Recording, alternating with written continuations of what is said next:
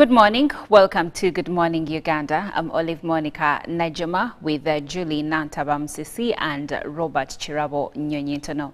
Welcome to this special Wednesday morning when we continue to remember the life of the late Pope Francis. Now, hundreds of thousands are expected to attend the Pope's funeral on Saturday in St. Peter's Square. This according to a statement by the Vatican. The Pope died on Monday, or that was on Easter Monday, after less than 24 hours after leading an Easter address. And we did show that yesterday. The Pope had been battling some illness after suffering double pneumonia. And according to a statement by the Vatican, they say that he slipped into a coma the next day after Easter, that is on Easter Monday. And still, according to the Vatican statement, he did not suffer, so he had what they called, quote unquote, a discreet death. Now, thousands are expected, hundreds of thousands are expected to attend the Pope's funeral on Saturday. And among those are world leaders. The few that have already confirmed attendance are US President Donald Trump and Sir Keir Starmer of the United Kingdom. And the Prince of Wales, Prince William, will also be in attendance. Then President Lula da Silva, who is the president of Brazil, which is also the home to the biggest Catholic population in the world, has already confirmed attendance. Other world leaders like Ukraine Zelensky have also confirmed attendance at the funeral on Saturday. More and more tributes are still incoming regarding the Pope's death. Well, good morning, Robert. A lovely morning to you. You look fresh, though we are in a mourning mood, of course, to all Catholics globally, but we are here to make sure that we let you be informed of what is happening locally and internationally. And like my sister did, there is no news that is trending like the death of the Pope. Yes. And of course, what is going to follow the process for having a new Pope, and many great leaders are still talking about who this unique man of God was to them. So it's basically the Pope. We can talk the Pope until maybe a new Pope is elected and then takes office. Yes, and of course it is right now we are waiting to see what is happening, who will be the next Pope, but also we need to look at the process of choosing a new Pope. Good morning, Julie. Good morning, Olive. You did talk about, you and Robert have talked about, having a new Pope, and one would wonder, is there a possibility that the new Pope could be African? Well, there have been questions of that nature because, for instance, for over 450 years, all the popes came from Italy, and in 1978, that's when the modern church had a non-Italian take up the office in over 450 years. Wow. And that is Pope Paul II.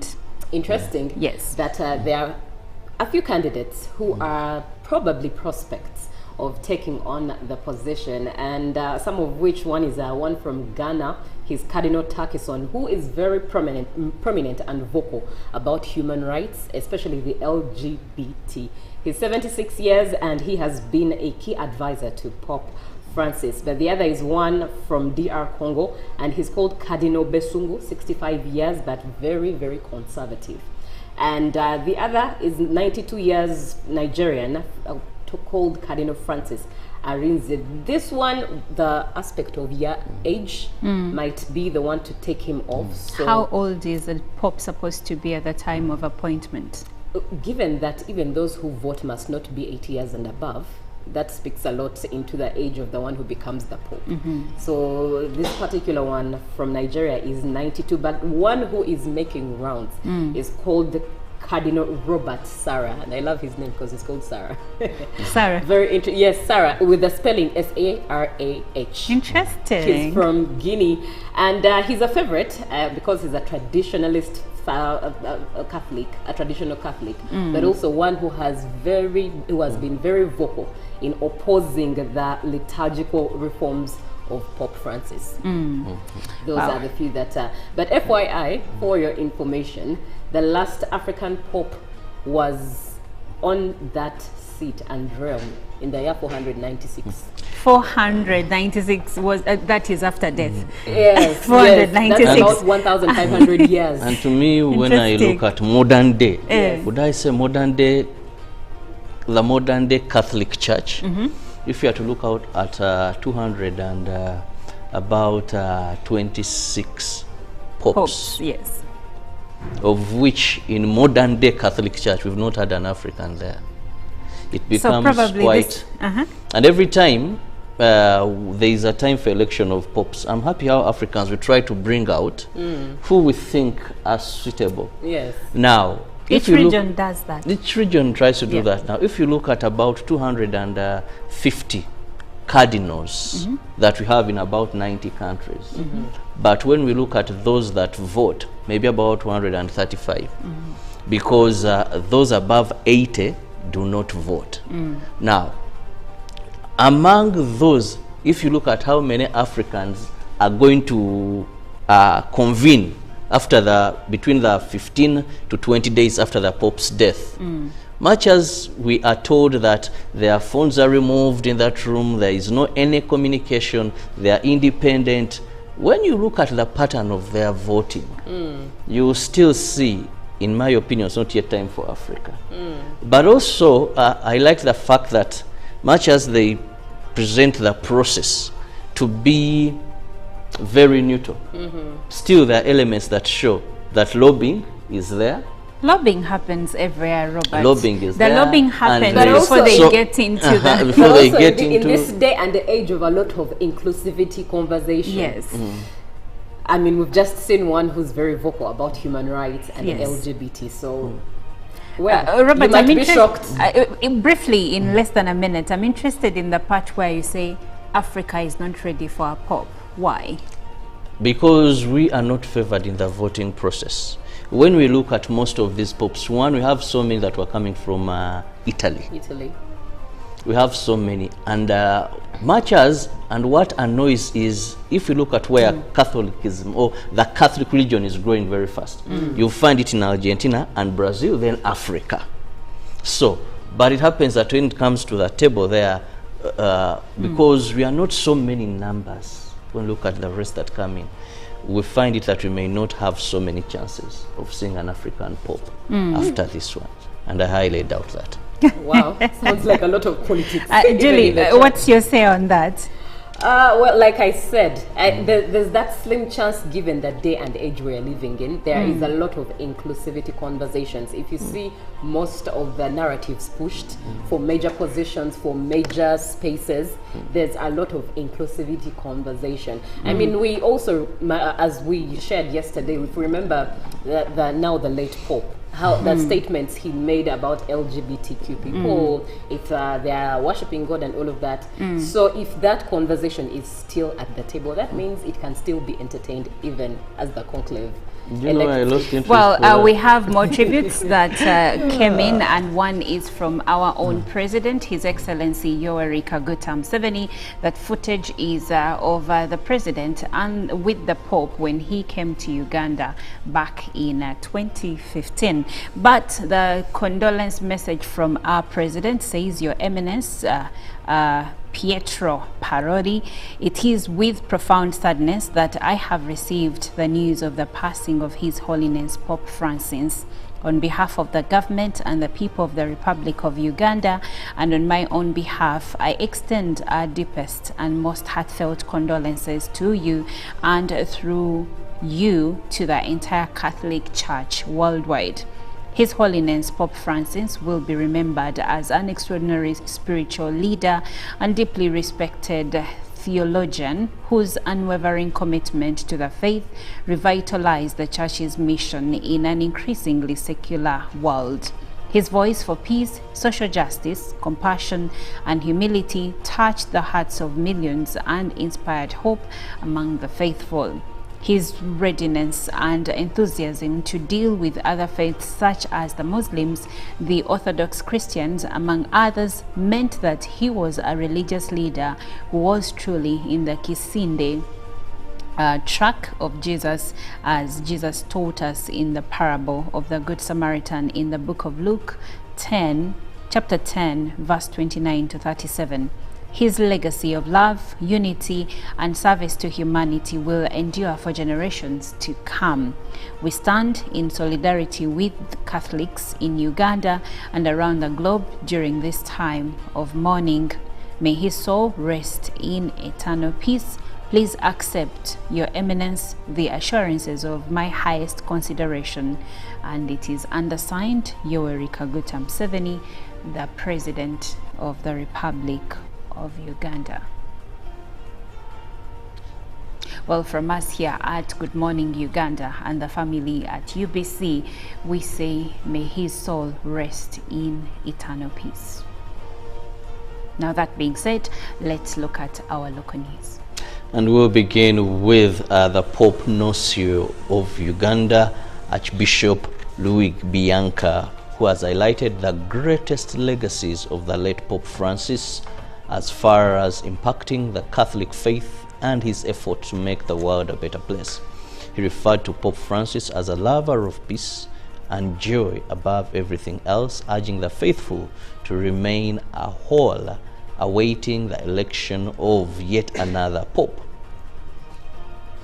Bianco, an Italian prelate of the Catholic Church, who has spent his career in the diplomatic service of the Holy See, he has been an apostolic nuncio with the rank of Archbishop since 2009.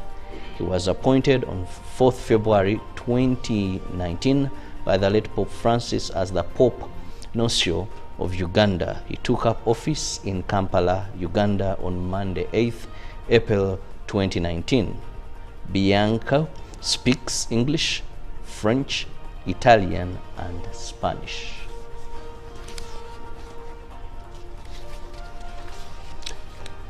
The Archbishop of the Church of Uganda, the Most Reverend Dr. Stephen Kazimba Mugalu, condoled with the Catholic Church following the death of Pope Francis. Archbishop Kazimba told the media that Pope Francis appreciated Uganda Matters Museum at the Anglican site and unveiled a dedication stone. The Archbishop of the Church of Uganda, Dr. Stephen Kazimba, also condoled with the Catholic Church upon the death of Pope Francis. He told the media at the Provincial Secretariat at Namirembe that during Pope Francis's visit to Uganda in 2015, he appreciated the Uganda Matters Museum at the Anglican site. Pope Francis' offer of prayer to the Uganda Matters continues to inspire generations. He said Pope Francis will be remembered for his dedication to the youth, his profile commitment to follow Christ, and his dedication for the poor and oppressed. Meanwhile, Archbishop Kazimba Mugalu commissioned 6 clusters from Northern Diocese meted of 3rd June Martyrs' Day celebration at the Anglican site in Namugongo.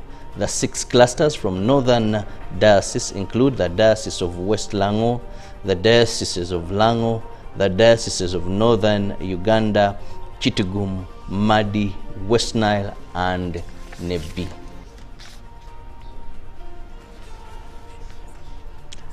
The National Unity Platform, NUP, President Robert Kyagulanyi Ssentamu met aspiring candidates for the 2026 general elections, the mobilization teams from Buganda region. The meeting focused on discipline, unity, and effective grassroots engagement was at the party headquarters in Makerere, Kavule. Before addressing the gathering, Robert Kyagulanyi Ssentamu took a moment to honor the death of Pope Francis, urging leaders to reflect on values of service and humility.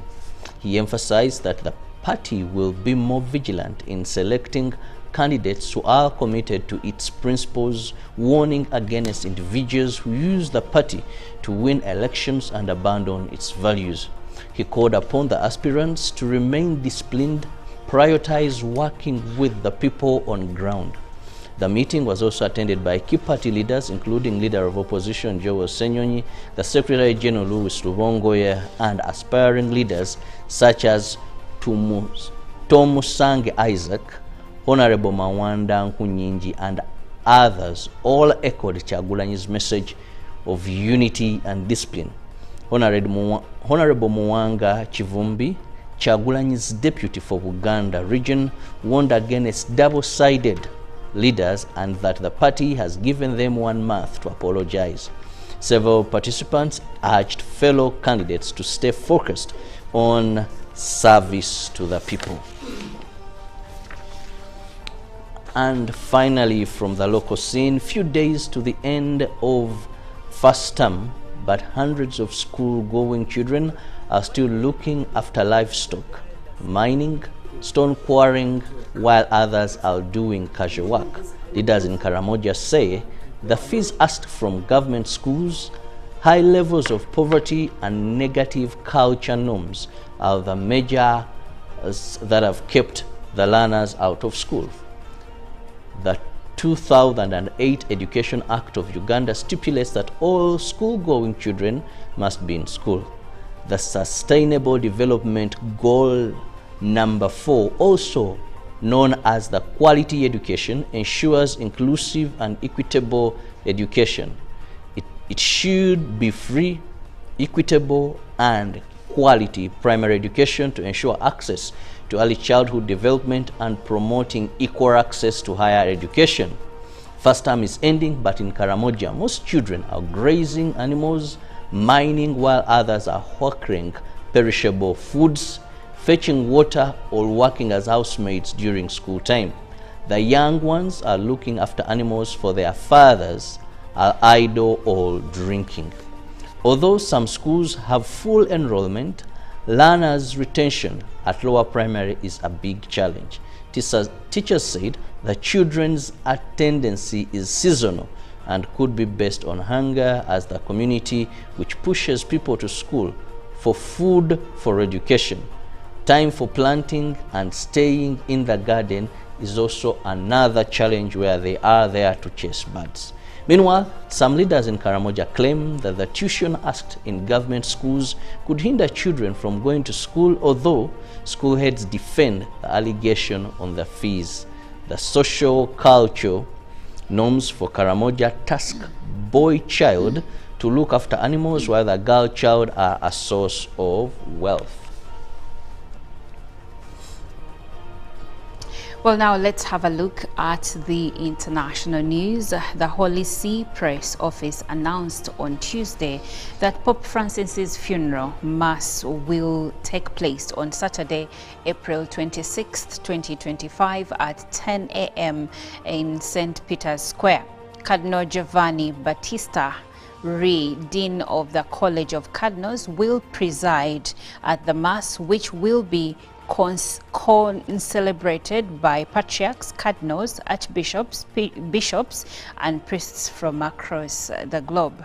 The Eucharistic celebration will conclude with the Ultima Commendatio and the Valedictio, marking the beginning of the Novendiales, or 9 days of mourning and masses for the repose of Pope Francis's soul. The late Pope's body will then be taken into St. Peter's Basilica and then to the Basilica of St. Mary Major of Entombment. Earlier on Wednesday, the coffin containing the Pope's body will be carried from the chapel of Casa Santa Marta to St. Peter's Basilica so that the faithful may pay their respects. Cardinal Kevin Farrell of the Holy Roman Church will preside over the rite of translation on April 23rd, which will begin at 9 a.m. with a moment of prayer. Now moving on. World leaders from Trump to Zelensky to attend the Pope's funeral. Pope Francis' funeral will take place on Saturday in St. Peter's Square. This according to the confirmation given by the Vatican, with hundreds of thousands expected to attend. The head of the Catholic Church died of a stroke on Monday, aged 88, less than 24 hours after leading an Easter address. He had been in poor health after recently battling double pneumonia. A host of world leaders and royals, including Sir Keir Starmer, Donald Trump, and the Prince of Wales, and President Luiz Lula da Silva of Brazil, home to the biggest Catholic population in the world, have confirmed their attendance. Thousands of mourners have already flocked to Vatican City, carrying flowers, crosses, and candles, and reciting prayers. On Tuesday, the Vatican released further details of the Pope's final 24 hours. Francis, who had recently spent 5 weeks in hospital, was slightly apprehensive about appearing on the balcony on Sunday. And lastly, Ghana's President John Mahama has suspended the country's Supreme Court Chief Justice, a move that marks a first in the country's history. An investigation has been launched and 3 undisclosed petitions have been filed, making allegations against Gertrude Tokono, calling for permanent removal. Chief Justices in Ghana enjoy security of tenure, meaning they can only be removed from office on a few grounds, which include incompetence and misbehavior. The content of the petitions has not been made public, and she is yet to comment, while Ghana's former Attorney General has claimed her suspension is an attempt to undermine the judiciary. Ms. Tokono is Ghana's 3rd female Chief Justice and was nominated in 2023 by former President Nana Akufo-Addo. It is her responsibility to oversee the administration of justice in Ghana. According to news agency Reuters, Ms. Tokono survived a removal request earlier this year when former President Akufo-Addo said a petition to have her dismissed had several deficiencies. Copies of the 3 recently filed petitions against Ms. Tokono were not initially made available to her, but some lawyers argued that withholding the documents was a violation of Ms. Tokono's right to a fair hearing.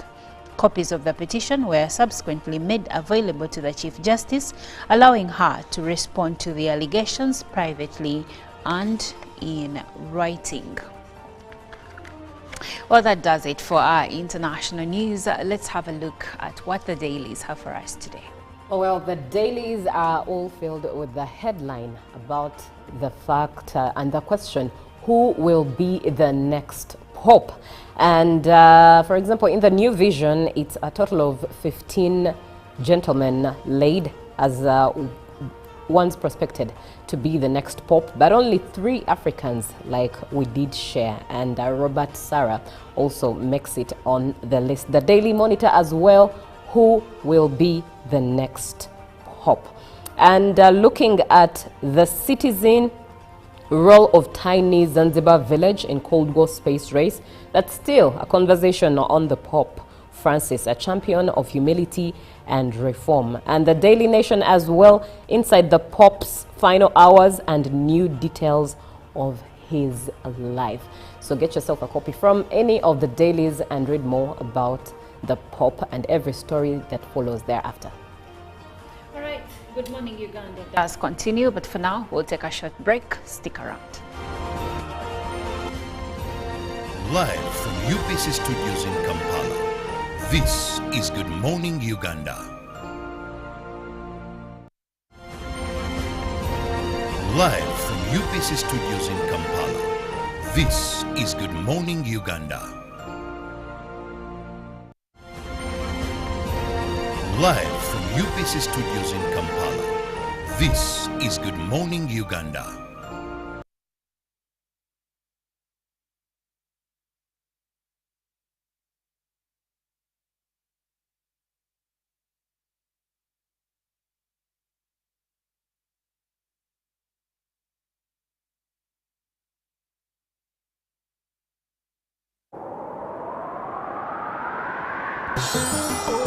Siare kachiko,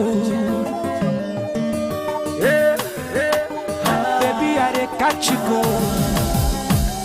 My jollof rice, oh, how you dey do today, baby mo? My tomato just see, oh, I don't dey think about you.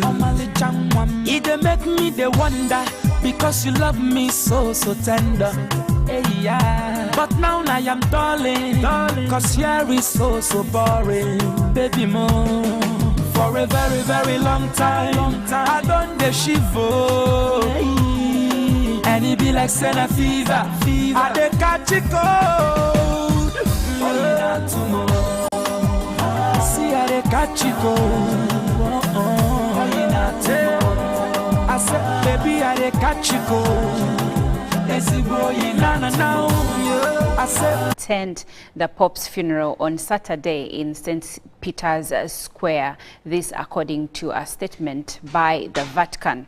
The Pope died on Monday, or that was on Easter Monday, after less than 24 hours after leading an Easter address. And we did show that yesterday. The Pope had been battling some illness after suffering double pneumonia. And according to a statement by the Vatican, they say that he slipped into a coma the next day after Easter, that is on Easter Monday. And still, according to the Vatican statement, he did not suffer, so he had what they called, quote unquote, a discreet death. Now, thousands are expected, hundreds of thousands are expected to attend the Pope's funeral on Saturday. And among those are world leaders. The few that have already confirmed attendance are US President Donald Trump and Sir Keir Starmer of the United Kingdom. And the Prince of Wales, Prince William, will also be in attendance. Then President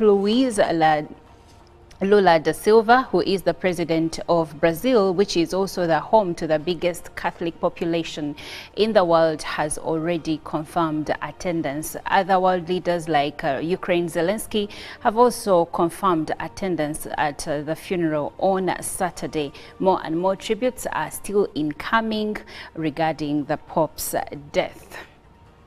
Well, good morning, Robert. A lovely morning to you.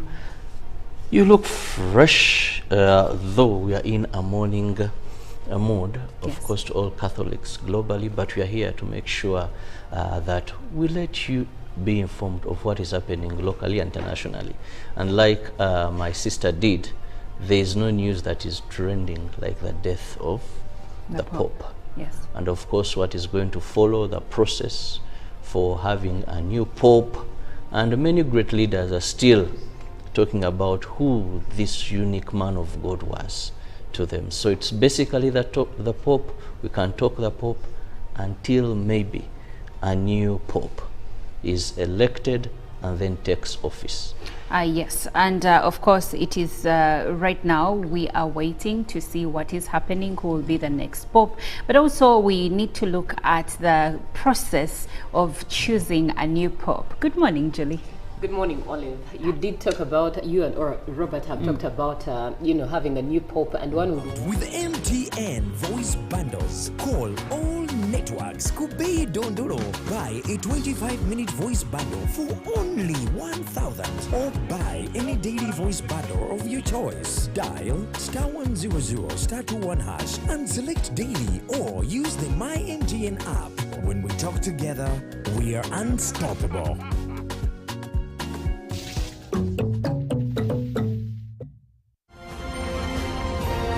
Live from UPC Studios in Kampala, this is Good Morning Uganda.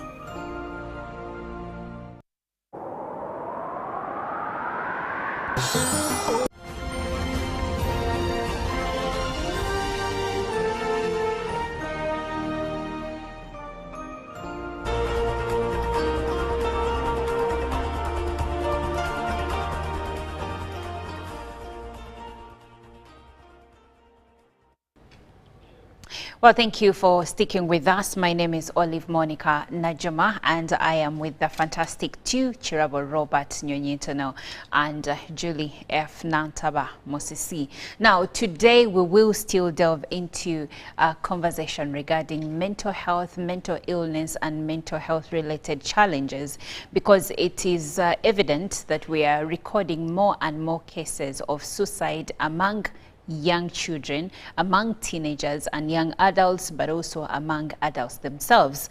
We had news last week of a senior 6 student who was found hanging dead in a Kabale school dormitory. And also there is reports of a police officer who reportedly committed suicide by hanging. And these cases are not alone. We have seen many and many more pretty much every other month. So we are looking at why is there an increasing rate of suicide in the country, especially among young people. Now, there is a 2022 report which says that over 14 million Ugandans are depressed, and the statistics don't really look good at all. We will delve deeper into those. Julie, good morning. Good morning. Once again. I know. Good morning, Olive, and good morning. Thank you so much for choosing UBC TV. All right. Now, Julie, help us understand some of the statistics regarding the level or the rate of suicide in the country. In fact, it's dire. Based on the National Population and Housing Census 2024, which was last year, it shows that Uganda has recorded 271 suicidal thoughts and attempts. Those are cases in the last 10 years. And just to break it down for you, children rate the highest. That is the age 10 to 14 years, who rate the highest with 39,656 cases. But then are followed by teenagers from the age of 15 to 19 years, and in the number of 36,615 cases. Young adults 20 to 24 are in the numbers of 34,697 cases. And it's important for you to note that females account for 150,921 cases, and their male counterparts account for 121,350 cases. Cases of? Suicidal cases and suicidal tendencies. Okay. Now, I also understand, according to research, that females normally idealize suicide, but then many of them don't go through with it. But then research also shows that men may not idealize or ideate suicide, but when they do, they go through with it. So I think now the females accounting for 150,921, that means that perhaps there's a mix of those who have the idea, but just have the tendency, stop at that, and maybe a few of them actually take on the case and actually commit suicide. With the male, the number is 121,350 cases, but perhaps the bigger one, it's not on record, but perhaps the bigger one in there is the one that actually goes through with the actual committing of suicide. Okay. Now, Julie, for many parents, they do not really think that a child that is under 18 should have anything that would lead them, should have any concerns or troubles, challenges that should trigger them to making such a terrible, terrible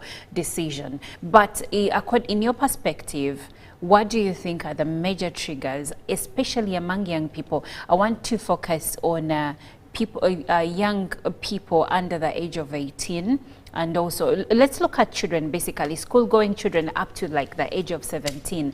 What are some of those triggers that probably as parents, as guardians, we are overlooking and are leading to suicidal thoughts and also suicides in the country? It's very interesting. Whilst I read broadly about this, I got to understand that for children, mostly they're affected by family issues.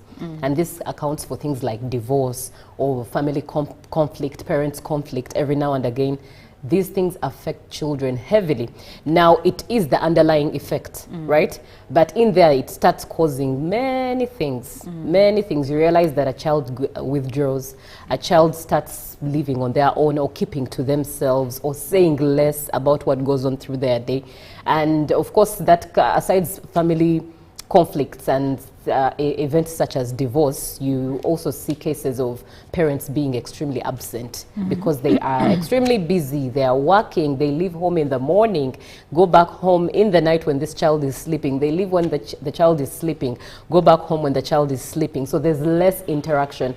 And this child goes through a day without talking to an adult or someone who is in a place of influence to just find out how are they, what did they do, what did they learn, who did they talk to, who didn't they talk to, what did they talk about, what was the content of their conversation, leaving them to people like the house managers, then the communities around them, peers at school who just speak into their lives and the internet. And the internet mostly.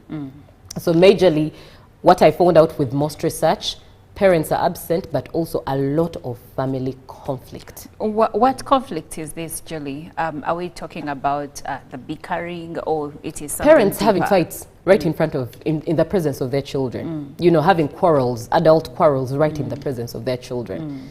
But also, just aside that, if parents choose to divorce, while a child is expected to be comfortable under the canopy of both parents being available, mommy being available, that cup being filled, it comes to a point when now both parents have separated, have divorced, and one parent has to become the mom and the dad, which ideally takes a toll if one has to take on a role that they were not created for.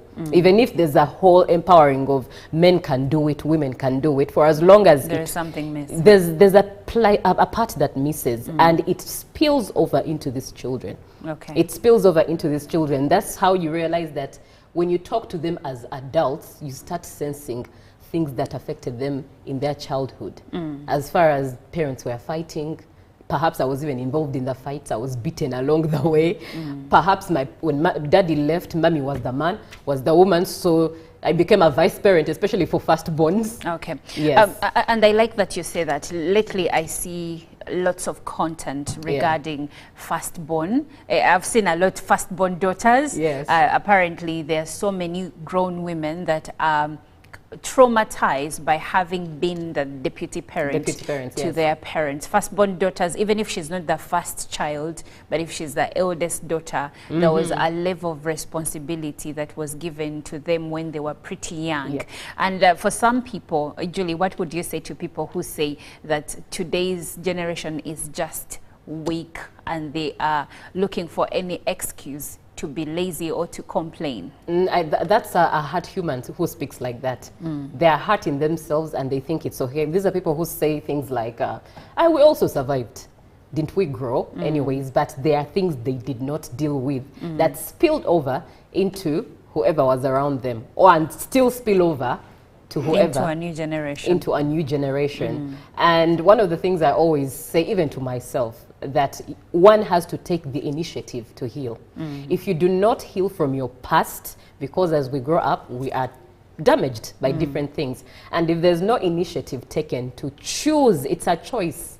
It's one's choice to choose to heal so that those after you, your children, your grandchildren, their children's children's children, their story is different from what you saw with your parents. So for people who have a narrative such as that, I feel that they are speaking from a place of pain as well.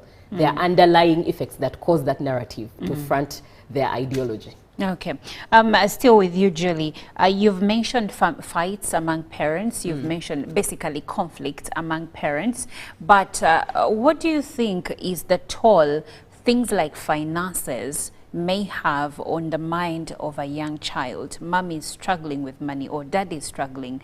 What do you think that could actually affect the child? Would that be a trigger into something like suicide or suicidal ideation? Yes, definitely, definitely. So, I mean, this child now understands that, okay, mommy is struggling. Let's take an instance where there's divorce, there's separation, there are fights. These children understand, they get to know their stories. They get to know that perhaps mommy and daddy fought over my school fees. So for a child, by all means, it will translate to them that they are the burden.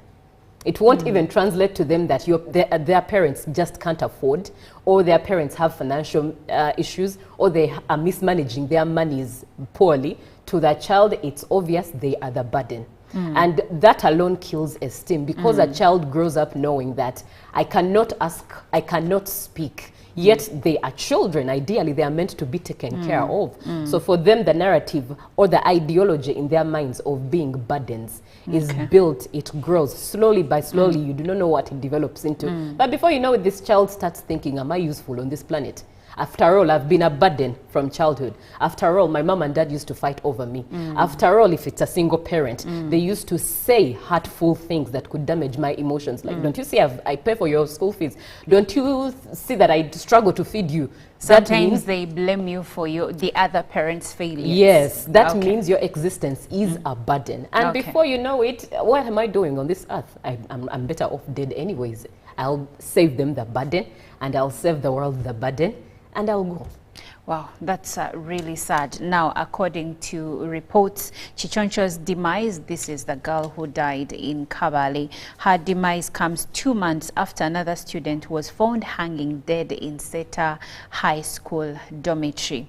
And also, upon receiving the information, a case of suspected suicide was opened at the Kabale police station, and the homicide team under the command of the acting OCCID Kabale CPS Bari Junachi Samuel visited the scene of crime and documented it, and the body was retrieved. But I would like to point you to, we have seen many, I see another headline, 17-year-old girls protest against single-sex school ends in death. We did actually have a conversation on this. Mbale pupil, this was at the beginning of April, Mbale pupil, age 13, found in bedroom hanging dead. Student age 16 found hanging dead at Seta High School. That was in February.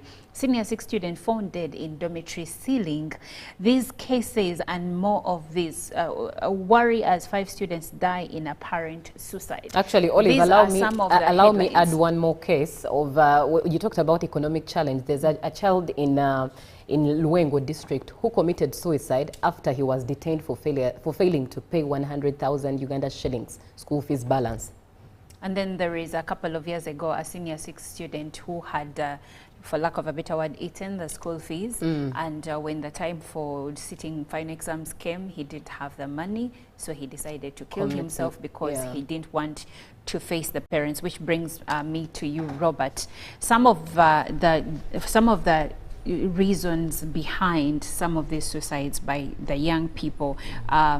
What will my parents do? How I can't face my parents. Like this student who had squandered the school fees, he decided that to face my parents or to kill myself, I would rather kill myself. There are girls who get pregnant and they say, I can't go back home, and they commit suicide. And so many more of these. So as a parent, Robert, but also as a man, because many of these are actually young boys that are killing themselves, in as much as we have other cases of young women. So as a parent, as a man, as a leader in society, what do you think we need to do to curb this? Because in many families, children are to be seen but not heard. And Julie says many of them have issues they can't talk about because no one is willing to listen. So what do we do? Well, first, most of the answers actually you've given them to us when you say they are not listened to. But I think, and this is the fact, first we must understand that suicide is there. You must move away from denial. Why am I saying from denial and condemnation? In many cultures, for example, if someone commits suicide, we are looking at it as an abnormality that must be condemned. Even that person, in some cultures, they are not buried like that. Usually anyone who has died of any death. Others, I'm told, I've not witnessed it personally, that they even whip the corpse. You know, when you're brought down there, they get canes and cane you saying certain things. It is a curse in the family. But we do not go back to understand and investigate why. They tell them, omuntu yetuze kiboko, musime ekinya. That is what we begin with. We do not say that let's face the reality. Because of this and this and this are the reasons. And therefore, how do you address the reasons that Oliver's talked about? How do you address the causes that you've talked about? Unless you move away from condemning, when the Seta High boy and all the stories you've talked about, first thing, we go to condemn. We condemn the victims. You see, there is a we've branded it already. So do you think that stigma. we have learnt nothing and doing nothing new? You rightly said it. And are willing And to are willing unlearn. and we are willing We are to not unlearn. willing to unlearn. Okay, yes, we are not willing Because to unlearn, yes. we must first, not to solve any problem, you must first accept that the problem is real, it can happen again, and it is normal to happen. So how then do you move to solve the problem? Let's understand that people are killing themselves. Why? Because of A, B, C, and D. How do you address A, B, C, and D? You talked about many children who are not listened to. As parents, we go back to the drawing board. Many parents, and I've said this and I'll continually say it, many parents in Africa and in Uganda mistake fear for respect. A dad comes home, you all scatter. He will say, I'm respected at my place. The wife wants to say something, he shouts like an explosion. Me, my wife, and that is it. He has misunderstood. He thinks because he's feared, he believes he's being respected. Now, most of the parents, most of us grew up. I know people cannot confess and say, but if I analyze properly, maybe I never respected my parent, I feared them. Yeah, true. You get it? So, a child cannot be open to you when they fear you. Second, as parents, in this day and age, we are so much occupied. We are providers and not parents who parent. So how do we find So, the balancing The point? balance is we must have priorities.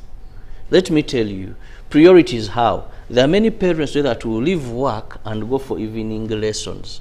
I mean, drinking, discussing. Today you find I have to go to the gym every time. I have Those to go are to what's the sauna. called evening lessons? Yeah, evening lessons. Wow. Or discussing matters of national importance. Where you find that if I drive from here around between 6 to something, I'm stayed somewhere. Now, at first was about the men, but even the ladies, which is okay in one way. But the priority are these children. There are people I know who will say, this job will give me an extra earning, but it will take away my time with my children to understand them better. Because no child commits suicide when they warrant signs. The problem is we don't do what? We don't investigate to find out. We don't pay attention But to see the signs. and most of the things in my career as a journalist, most of the things, most when I was a reporter, for every theft, for every suicide, there is a person who has a story. We saw that girl. That girl of late has not been talking to people.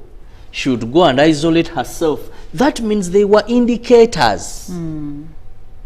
People When we around go to just the didn't pay DPC, attention. the man was suspended from the force. The man who went out, he came back, he was a loner. There is always someone who will give you a true story of the indicators to suicide. Ever. So, that means we didn't pay attention.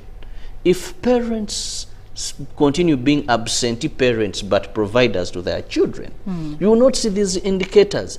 Like Olive, you would say, but this boy of mine, how come of late he's isolating himself? Now, Robert, let me ask. I do understand that as stewards, parents have the biggest responsibility of ensuring that their children are okay.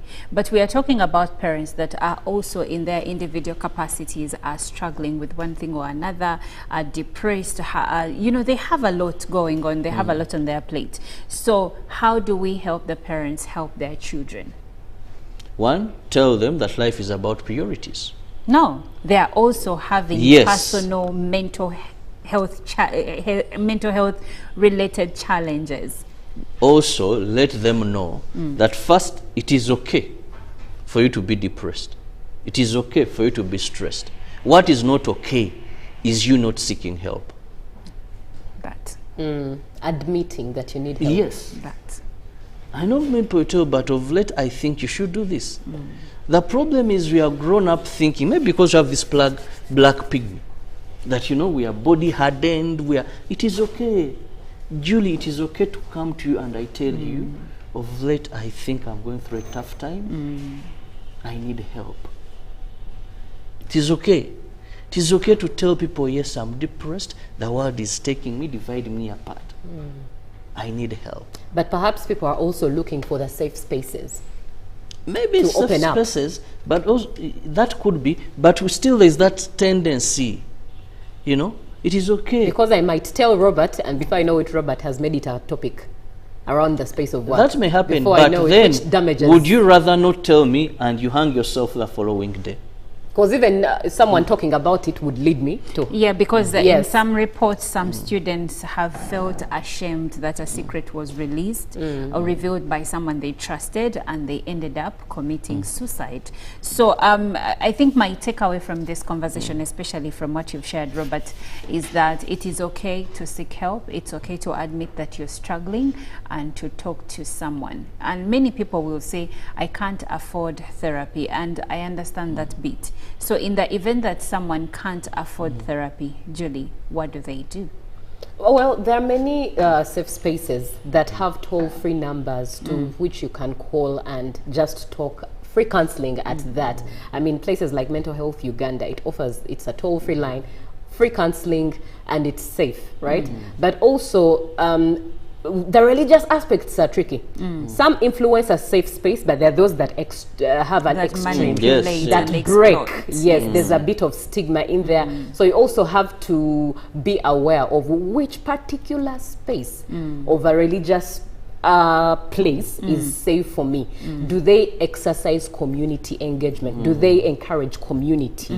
Do they encourage me to be involved? Yes. So religious spaces such as that, churches such as that, I'll speak for churches because it's the environment, I understand, that encourage community, you being amongst people, not many people, but people you could trust. Cell spaces. In a cell, you could have one person you relate with whom you could share that I'm in a marriage, but it's killing me. Advice. And they'll speak counsel that will. But also now that we are talking about schools, because most of these deaths, I think schools should also move away from good grades only and focus on mental health as well. And they should also stop the corporal punishments. Mental health in schools is something, today schools are competing, how many first grades have you gotten? It's more about their money. Their money than and the passing. welfare. And this is not an issue they're investing money in. It is now real. The counselors, I don't want to talk about senior, I was discouraged. Thank you, Robert. Thank you, Robert. Thank chaplains, you. I things like have a that. comment here from Cricket Derek Gagamel from Makindi Luafu. He says, good morning, my fantastic threes.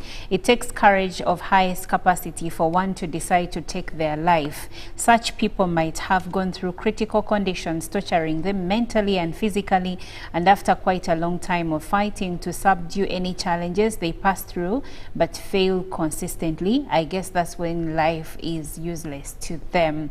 But these cases were rampant to at least aged or mature people, and somehow we could say being old, they have faced a lot as they grow up. But it is worrying if young people are committing suicide.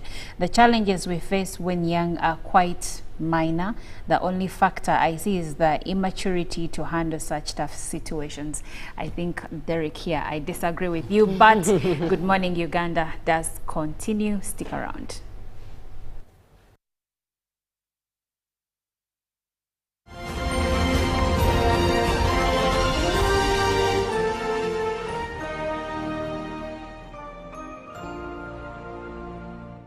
Live from UBC Studios in Kampala, this is Good Morning Uganda. The government's core mandate is to maintain law and order, safeguard citizens' rights, and provide essential public services. Remember, one of the pillars of a roadmap is innovation and entrepreneurship. There has been this question of how are you protecting our indigenous seed? It's going to be a tall project that answers somebody's question. For the past 20 weeks, The Front Bench has brought you insightful discussions on governance, security, healthcare, justice, and commerce. When you go through this complicated procedure, involve the lawyers, you bring the case against him, the judge will hear you out and pass judgment, and you're out of court in record time. We remain committed to keeping you informed and engaged on key national matters. So these are huge, these are powerful organizations which now Uganda chairs. Why don't you come together? If we haven't migrated to the e-card because of various reasons, including that not all the people of Uganda have smartphones. You can sit in your house, apply for a passport. If you have a Ugandan who has a successful logistics firm in the US, it means he can come to Uganda and do a lot more. Now airing every Monday at 8:30 p.m. with me, Jethro Kasaiji, your interface with the government only on your public broadcaster, UBC, Inspiring Uganda.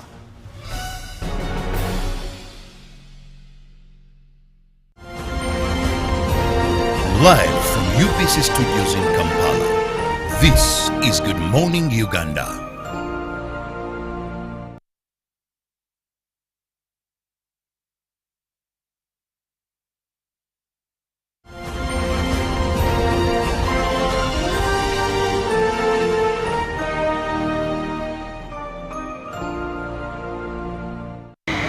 Arise and shine. It is a wonderful morning. My name is Zakia Lucky and welcome to the GMU Tourism Express. I want to start with the good news in the tourism sector. The Uganda Airlines launched a direct flight to the UK that will be doing 4 times a week, and it is starting on the 18th of May. You should be excited for that one. Previously, we talked about religious tourism, but that was dedicated to the Muslims.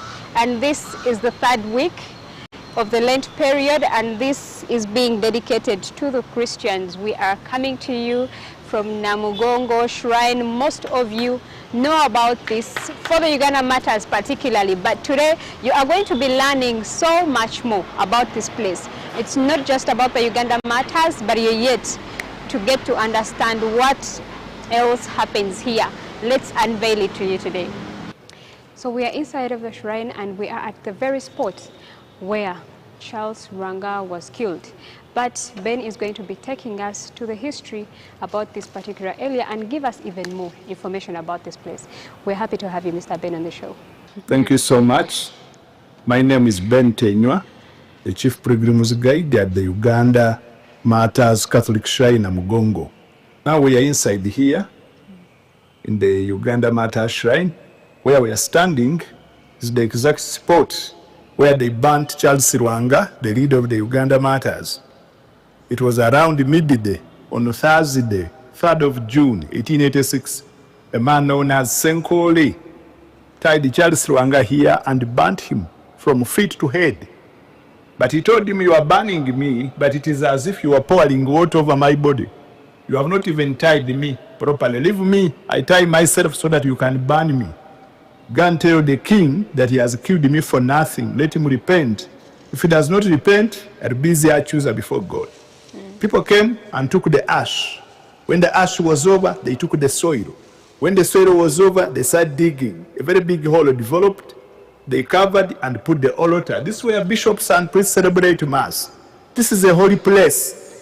The painting in the background, you see, it is showing that the Uganda Matters are in heaven. They have got palms, signs of victory, they have conquered the death. Now they are in heaven praising Jesus and God. And down is the Blessed Sacrament. That's where they keep the body of Jesus in the form of bread and wine, which they give the faithful when they come for Holy Communion. And all those you see in the stained glasses, those are the Uganda Matters. Inside here is mahogany, outside copper sheets. The seating capacity of this shrine is 1,000. We have 4 masses every day, 5 masses every Sunday. The day we remember the Uganda Matters, over 1 million people come, masses in the compound. This church, this shrine, was started in 1967 and completed in 1975.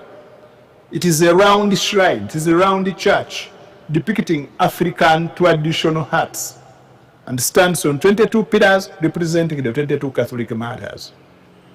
Round showing African hearts. So we pray here, the Day of the Martyrs on the lake.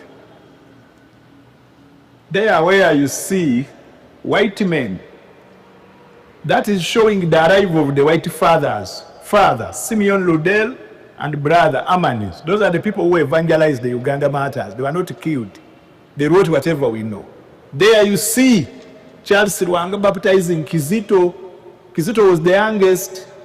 They killed him when he was only 14 years. He was not baptized by the missionaries. So now it was Charles Rwanga who baptized Kizito just shortly after the condemnation. And all them telling him, younger man, don't lose faith. We are going in heaven. Those two martyrs are popular. Kizito, because he was the youngest. Charles Rwanga, because he was the leader. Now there you see, near the door there you see the Pope.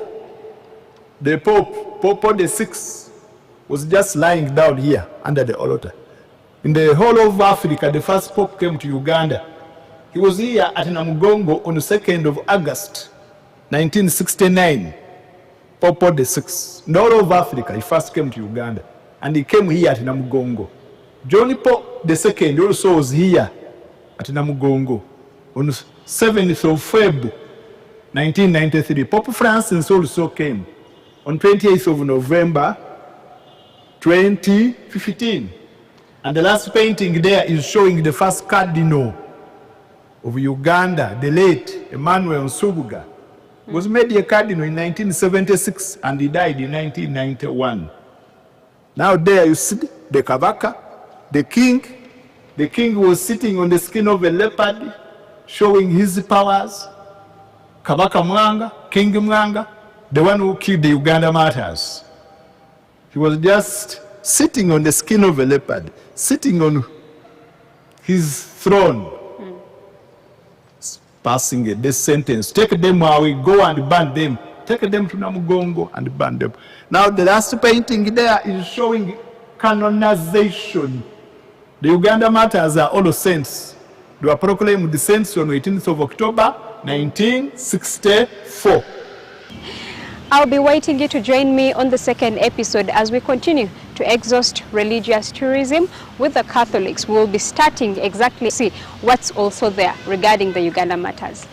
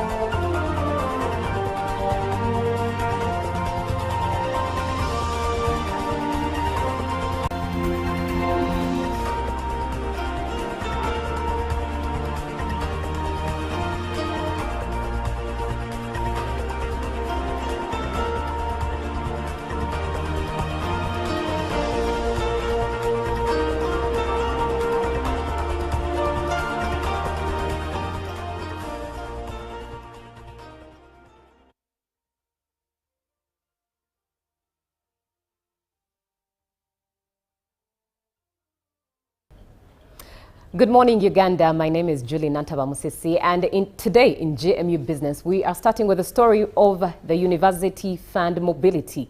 The Ministry of Education and Sports, funded by the European Union, will train educationalists from different universities to benefit from international scholarships.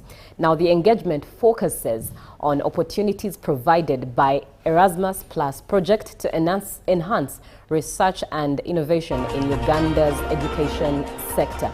The Erasmus Plus is the European Union flagship education exchange program connecting educationists from the sub-Sahara African countries to European universities. The Ministry of Education and Sports partnership with European Union will train university stakeholders to benefit from opportunities presented by the Erasmus Plus project. In the progression of this project, think tankers are focusing on research and innovation to match education environment. The Erasmus Plus program fund is managed by the Ministry of Education and Sports Scholarship Department, and it is open to candidates from public and private universities. Now, let us look at matters regarding the control of tobacco. The chairperson of the Tobacco Control Committee, Dr. Ngobi Agre, has proposed the introduction of express penalties for people found guilty of smoking shisha. Dr. Ngobi says such would discourage people from smoking or being in places where shisha is smoked. And Uganda has the Tobacco Control Act of 2015 that, among other objectives, aims at controlling the demand and consumption of tobacco and its products. Now, despite the existence of the legislation on tobacco control, its consumption is still prevalent, with Karamoja sub-region being the lead with 16.5%, followed by West Nile sub-region at 9%, according to statistics from the Ministry of Health. Now, the incoming chairperson of the Tobacco Control Committee, Dr. Ngobi Agre, has proposed the introduction of express penalties for people found guilty of smoking shisha. And he was speaking at the inauguration of the second Tobacco Control Committee that will enable the implementation of the Tobacco Control Act. Despite some existing challenges in the implementation of the Tobacco Control Act, a number of strides have been realized, and the Ministry of Health wants more investment in public awareness campaigns on the dangers of tobacco consumption. Well, I think there is a point there. There's a lot of campaigns on encouraging tobacco consumption as opposed to the public awareness on the dangers of consuming a lot of tobacco. A lot of cancer, a lot of diseases, a lot of health issues are arising from this, and indeed it's about time that public campaigns causing awareness on the dangers of tobacco are made wild and bigger. But moving on to Budaka, the Ministry of Science, Technology and Innovation in Bukedi Development Consortium and Noda Commodities have commissioned a seed multiplication center to coordinate and supply coffee and cocoa seedlings to farmers in Bukedi sub-region. The Minister for Science, Technology and Innovation, Dr. Monica Musenero Musanza, says the center will ease access to the seedlings to have the cash crops that can fight poverty.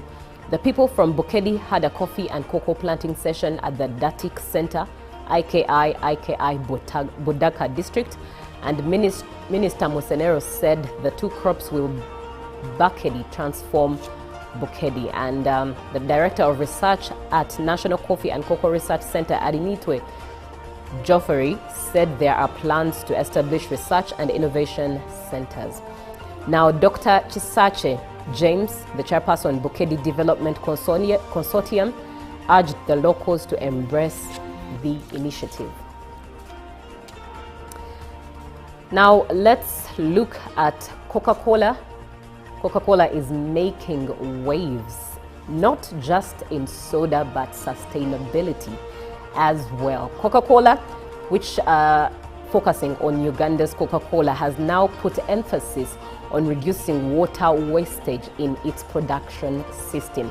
And the company has implemented hourly monitoring of the returnable glass bottle, that is the bottle line, during cleaning, along with daily performance reviews to track water wastage. Now, Muminu Chirunda, the manufacturing development specialist, emphasized the importance of water in both their production process as well as the communities that they serve. But you might wonder, what does this mean? It definitely means that this move aligns with a growing trend of ESG, and that is environmental, social, and governance commitments for big businesses such as Coca-Cola in Uganda, because consumers and investors alike are watching these companies to see how they manage every single resource that they use. But also it means for Coca-Cola that cutting water waste isn't just good for the planet, but it's also good for cost-benefit effect, which is good for business ultimately. But it also means that Coca-Cola is now focusing on using more technology and focusing on using clean water, but through technological means, which ideally and essentially means that it's cutting costs while maintaining quality. Now with that, let's look at what is on the forex rates today. As of 22nd April 2019, the dollar was buying at 3,659.82 and it sold at 3,669.82. By midday, it was at 3,659.73, dropped a bit of value there, and was selling at 3,669.73 and closed in at 3,658.32 with a huge drop there, and selling at 3,668.32. But the British pound was buying at 4,906.17 and selling at 4,919.58. The euro was at 4,218.40 and selling at 4,229.93. The Kenyan shilling was buying at 28.20 and selling at 28.28. The Tanzanian shilling was at 1.36 and selling at 1.36. And finally, the South African rand was buying at 195.99 and selling at 196.53. Well, good morning, Uganda. GMU business comes to its end, but the agenda is up next, and we'll also have sports in the show. So stick around, because Good Morning Uganda is still on to inspire you through UBC TV. Good morning.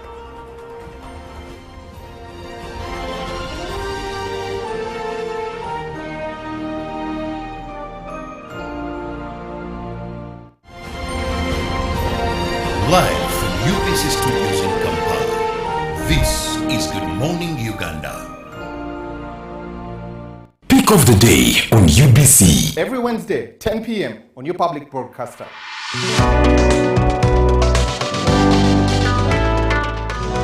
Was brought to you by You can now get all the Chibuzi out with MTN voice bundles. Call all networks Kubei Dondoro. Buy a 25-minute voice bundle for only 1,000, or buy any daily voice bundle of your choice. Dial *100 *21# and select daily, or use the My MTN app. When we talk together, we are unstoppable.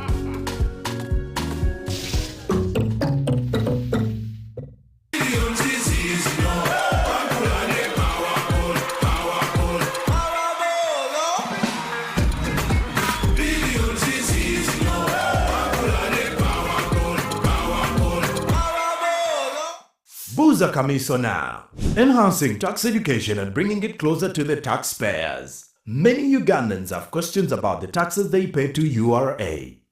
When we come at revenue, they tell us to clear Chitenge at 10,000. And when we are selling Chitenge, we sell it at 17. So we don't know whether we are working or not. Understanding your tax obligations can help you grow your business and avoid unnecessary losses. Now you can get direct answers. Send your tax-related questions via WhatsApp or SMS to 0790-141-887 and the Commissioner General of URA, John Musinguzi, will personally address them. Tune in to UBC News Tonight every Monday and Wednesday for expert insights and clear explanations. Buza Commissioner. The government's commandate is to maintain law and order, safeguard citizens' rights, and provide essential public services. Remember, one of the pillars of a roadmap is innovation and entrepreneurship. There has been this question of how are you protecting our indigenous seed? It's going to be a tall project that answers somebody's question. For the past 20 weeks, the front bench has brought you insightful discussions on governance, security, healthcare, justice, and commerce. When you go through this complicated procedure, involve the lawyers, you bring the case against him, the judge will hear you out and pass judgment, and you're out of court in record time. We remain committed to keeping you informed and engaged on key national matters. So these are huge, these are powerful organizations which now Uganda chairs. Why don't you come together? If we haven't migrated to the e-card because of various reasons, including that not all the people of Uganda have smartphones. You can sit in your house, apply for a passport. If you have a Ugandan who has a successful logistics firm in the US, it means he can come to Uganda and do a lot more. Now airing every Monday at 8:30 p.m. with me, Jethro Kasaiji, your interface with the government only on your public broadcaster, UBC, Inspiring Uganda.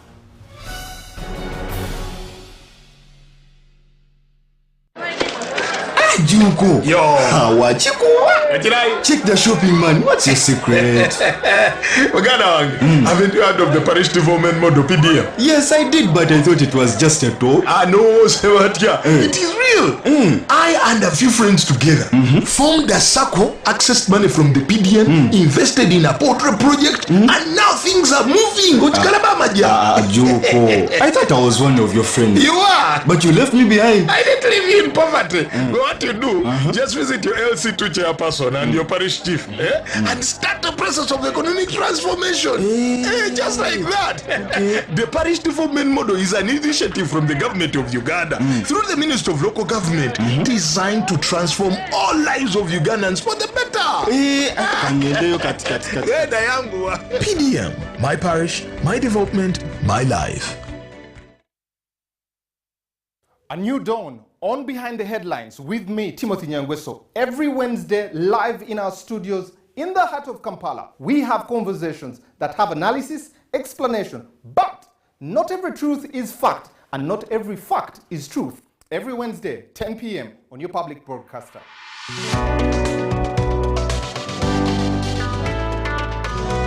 All on your public broadcaster, UBC, Inspiring Uganda.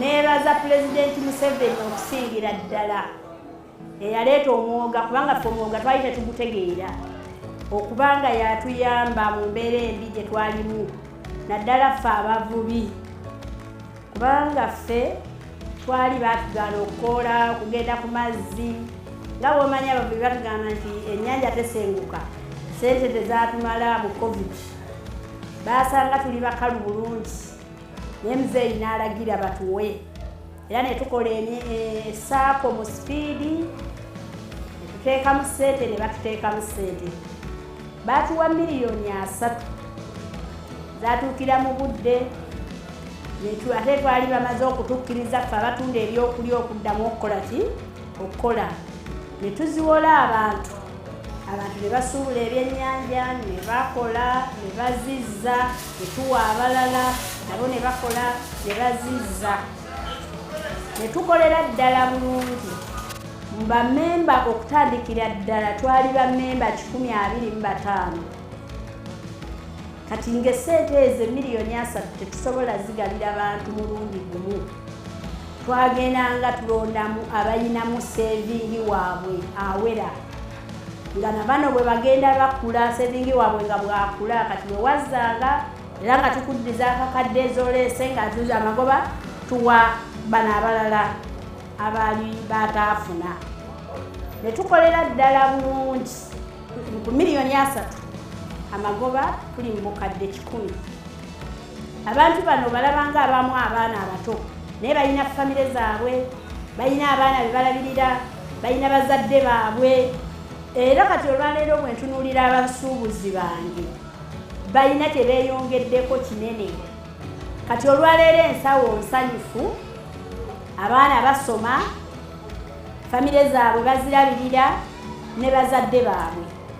Nange abakulembera ndabawo enjawulo ku bantu bange era nkubiriza abalala bammemba abalala abatannayingira bajje nabo babeere bulungi basobole okwekulaakulanya. Enkulaakulana ya buli muntu, tetusosola, tetuteekamu byabufuzi, tetuteekamu kkala, jangu nga bw'oli ng'ozze kkola.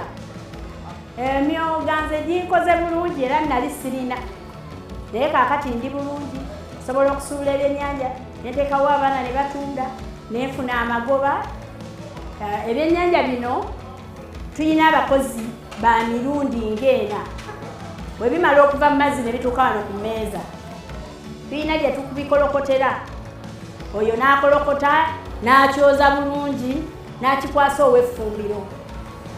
W'effumbiro bw'oba oyagala akabeero ne batemaatema ne bateekamu obummonde n'amatooke ne bakuwa ne bakuteera ku lusiniya.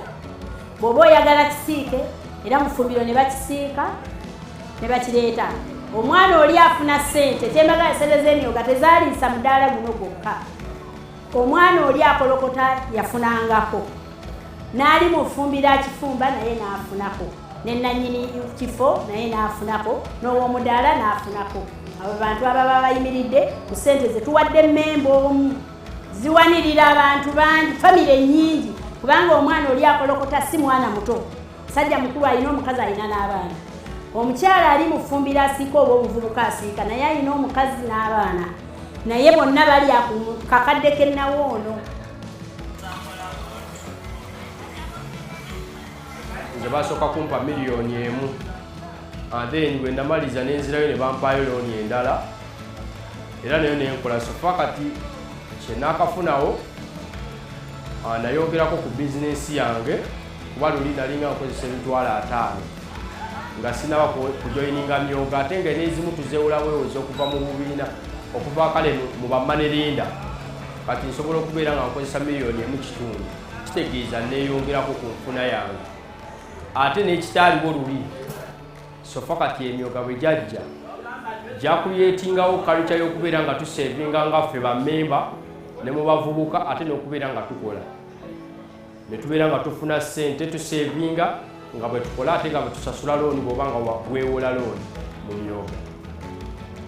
N'ebirala ebyenfunyemu ngaanyi sofa kati natandikako okubeera nga nsasula kataka kange, ekyo kirungi nnyo kyansanyusa nnyo naye nga nsasula mu kibanja mpola nsuubira mu mwaka ogujja nja kukamalayo. Kyekyo kye neenyumirizaamu ate nga ne muzeeyi atukubiriza nnyo okubeera nga tusevinga. Tujja kukulaakulanya eggwanga n'ekonomi kubanga batusomesa nnyo mu myoga tubeere nga tulina saving culture eyo. Kitegeeza abantu bwe basevinga ennyo bajja kubeera nga bafuna saving, bw'osevinga n'ofuna ssente you invest. Kitegeeza tujja kubeera nga tufuna baloku investor tuve ku bayindi kijja kuba kitukoledde.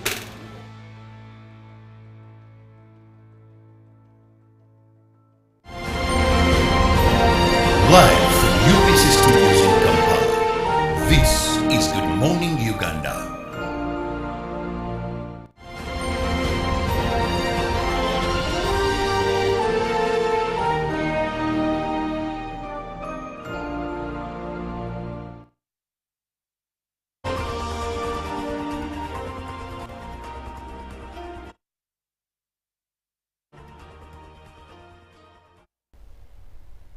Well, it is Good Morning Uganda, and I'm Olive Monica Najima, your host. You're welcome. This is the agenda segment. If you're just joining us, you're right in time for us to discuss an issue that lies at the heart of economic empowerment and grassroots development, and that is accelerating financial inclusion through SACCOs. Now, as many Ugandans, especially in rural areas, remain excluded from formal financial systems, savings and credit cooperative organizations, also known as SACCOs, have emerged as powerful tools to bridge that gap. But how can we scale their impact? How can we improve trust, governance, and also reach more people? To explore this, I am joined by none other than distinguished Ivan Asimwe, who is the General Secretary of the Uganda Cooperative Alliance. Ivan is a seasoned voice in cooperative policy and leadership. But also I'm joined by two other gentlemen. On the extreme left, I have Mr. George Ombado, who is a continental leader in cooperative finance and development. And I also have Mr. Ndirora Mukama Sylvester, who is the CEO of the Uganda Cooperative Savings and Credit Union, and with this, they drive transformation within Uganda's SACCO sector. Now, Mr. Ombado, on the extreme left again, is comes to us from the African Confederation for Cooperative Savings and Credit Associations. If I tell you that I am joined by experts in the area, this is exactly what I mean. So join the conversation later on. If you have any questions regarding our topic for the day, accelerating financial inclusion through SACCOs, you can send in your questions or your views on WhatsApp number 0709 602 592. Let us be inspired. Let us see how we can develop or grow together through cooperatives and also SACCOs. So welcome aboard. Let's get into our conversation. Good morning, Ivan. Welcome. Good morning, moderator. How are you? I'm okay. How are you? Good morning, all our viewers. I'm really very happy, and I want to congratulate everyone because we finished our Easter very well. So I really want to congratulate everyone for going through Easter very successfully. Okay. Thank you. Now, Ivan, you are the General Secretary, Uganda Cooperative Alliance. So from UCA's perspective, why are SACCOs such a critical tool for financial inclusion in Uganda? Very much. Thank you so much once again. You know, when you are here discussing the issue of accelerating financial inclusion in the country, you know, when we are starting, I remember around 2003 when I just joined the SACCO, very few people understood SACCOs, and even my OBs and OGs would call me and say, "You man, did you really pass your exams?" Because they couldn't imagine an educated person working in a SACCO. But currently, SACCOs have really grown, and all Ugandans and globally, people now understand SACCOs. So it's a very important topic. I want to tell you, moderator, globally, you will find that through financial inclusion, over 76% of the population can now access an account in a financial institution. If you come back to Uganda here, you will find that there was a study done by Finiscope between 2018 and 2023 to really study the impact. And it discovered that actually financial inclusion in this country has tremendously grown due to mobile money and SACCOs. So we are discussing an important topic. Mobile money alone increased from 23 to 42%, whereas SACCO membership increased from 5% to 15%, an increment of 10%. So what is the implication? The implication is that people have understood the role of SACCOs, savings and credit cooperative organizations in the country. So it's really something that we need to be proud of. So SACCOs have greatly contributed to this. Now, from the perspective of Uganda Cooperative Alliance, because UCA is the overall apex body for all registered cooperative societies in the country, including SACCOs, because SACCOs are financial cooperatives established around the 1970s that eventually formed UCUSCO in 1972. But UCA was formed in 1961 as the apex body. So when we are here with UCUSCO, we are together discussing an important part, because UCUSCO, being a union for SACCOs, then it has a lot to discuss on SACCOs. And then UCA as an umbrella body, we have a lot to discuss on the role of SACCOs. Based on my practical experience, because I worked in a SACCO from cashiering up to general manager, I realized that yes, the SACCOs have contributed a lot, especially in rural areas, because me, I was in the village. And you would see an old man, an old woman, a peasant who had never accessed any financial institution, coming to a SACCO to save and also access credit. So this has greatly contributed to financial inclusion in the country. So as a country, we are very proud. Still, I want to appreciate a proud government, because still the study by Finiscope explains very well that the introduction of parish development model and the MIOGA greatly contributed to the membership of these SACCOs. So I want to applaud the government for their efforts in supporting and strengthening SACCOs in this country, and not only SACCOs, but all cooperatives in that context. So I'm really so happy, and this is a very good topic. I want to appreciate the role done by UCUSCO as a union for the SACCOs in the country. I want to appreciate ACOSCA at global, at continental level, which is really contributing a lot, especially spearheading the SACCO model at the continental level. Thank you. All right. Well, you heard it from Ivan Asimwe, and as you know, every Wednesday we have him here to speak everything and anything SACCOs and also cooperatives. Now, coming to you, Mr. Ndirora Mukama Sylvester. Good morning. Welcome to Good Morning Uganda. Good morning, our viewers. I'm also happy to be here and to add my voice about the issue of SACCOs. Okay.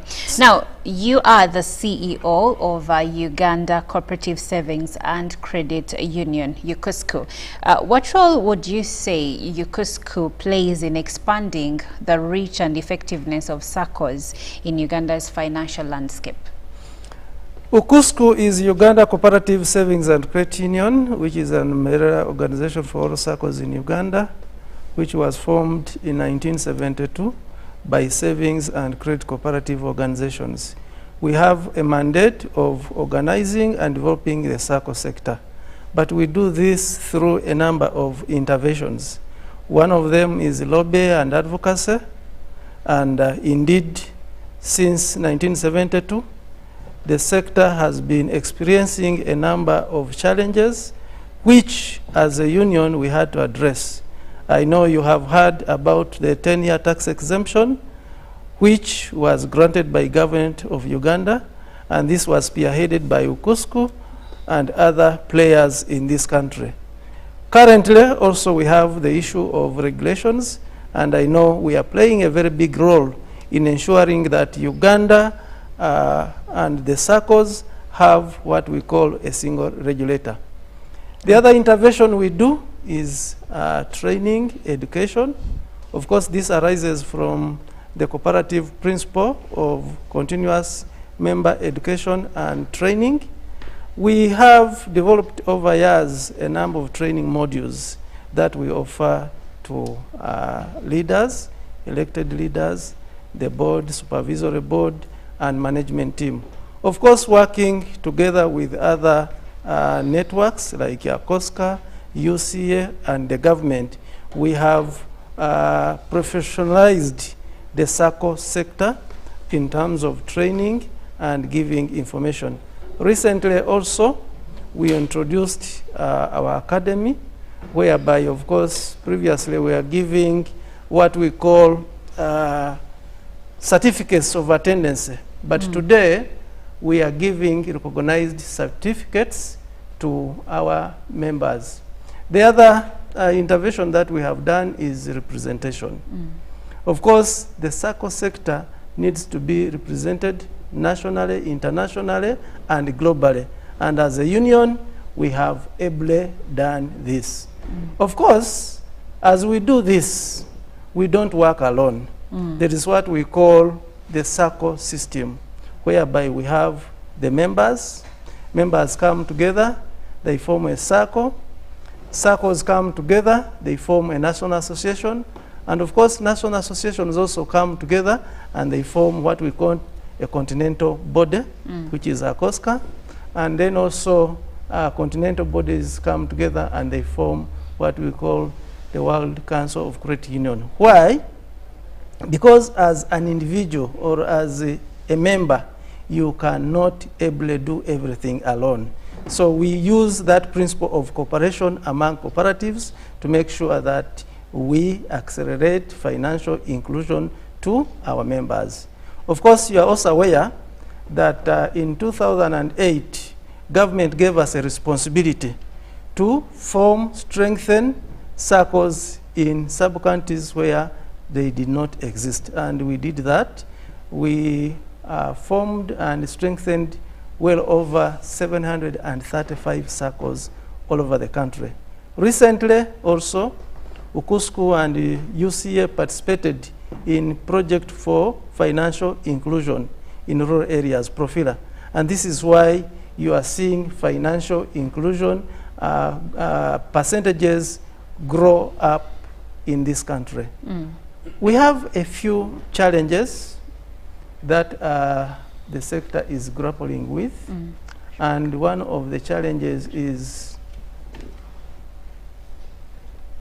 multiple regulators. And I know my colleague George will give us a perspective of continental perspective on how SACCOs are regulated. In Uganda here, we have a challenge that we have like 3 regulators for SACCOs. And we have been advising government that we need a single regulator for this sector. Of course, as you are aware, this is a process. We are engaging and engaging, and we hope that one day we shall get a single regulator for this sector.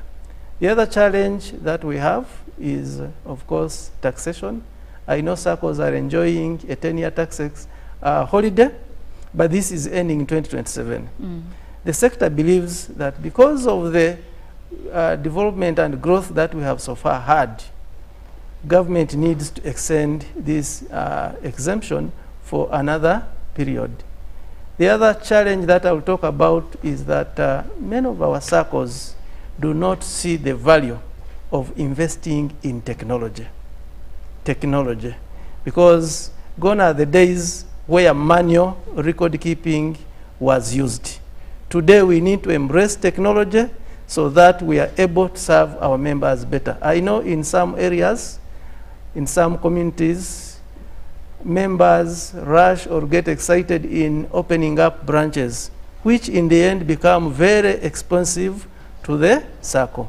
So our advice is we need to embrace technology even when we are aware that it is very expensive to have a very viable technology solution. Thank you. Well, thank you so much. Now, if you're just joining us, today we are speaking matters accelerating financial inclusion through SACCOs. And I am speaking to the gentlemen that are experts in this field. Now, the gentleman that's been speaking to us right about now is Mr. Ndirora Mukama Sylvester, who is the CEO of Uganda Cooperative Savings and Credit Union. Now, coming to you, Mr. George Ombado, you are the Executive Director, African Confederation for Cooperative Saving and Credit Associations. With that, from a continental perspective, how do SACCOs contribute to inclusive economic development in Africa? Okay, thank you, and thank you for having me in your morning show and to share the perspective on how the SACCOs can contribute into financial inclusion and empowerment of people within the continent. I must begin by saying that SACCOs at times are confused to be a charitable organizations, but SACCOs are actually financial institutions. The biggest SACCO in the world today has a membership of 14 million people. And I know the top 10 SACCOs in the world have a membership of over 1.5 million people. That, in essence, without even looking at the asset base, shows the way the SACCOs are making impact. Unfortunately, most of them are in the Western world, or Canada, America. So one of the things that we normally ask ourselves is, if the Western world can embrace a credit union, a SACCO business model, what prevents us from doing this? And to unpack this, what we've discovered in the continent, one of the two things that actually emerge, one is the idea around SACCOs not being more inclusive the way they should be. Our efforts as a COSCA, we are trying to see that when you embrace financial inclusion, it should be financial, actually truly financial inclusion. We have cases whereby we tend to mix. We see, is the financial inclusion responsible? Are you lending or are you providing financial service to people in a more responsible manner? As a COSCA, with the training that we have across the continent, we are seeing that financial inclusion is actually embedded in people's thinking, supporting them in financial coaching. The bigger thing that Dr. Sylvester has also mentioned is to do with technology.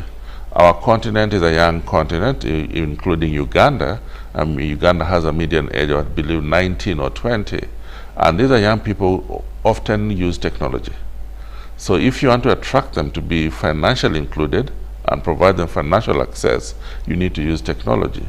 And we're encouraging SACCOs, and we've seen all over the continent, all over the world, SACCOs that have embraced technology are actually growing more. SACCOs that haven't embraced technology are having high inefficiency costs, which again, they have to transfer those costs to the members. So in a way, they're not that attractive because of that. Issues around regulation, I know we can talk this over and over. Regulation is a way to provide confidence to our populace. People should see that the money that we put in the SACCOs, are they safe as the one in the bank? In most civilized countries, they will say so. $1 in the bank is as safe as $1 in the SACCO.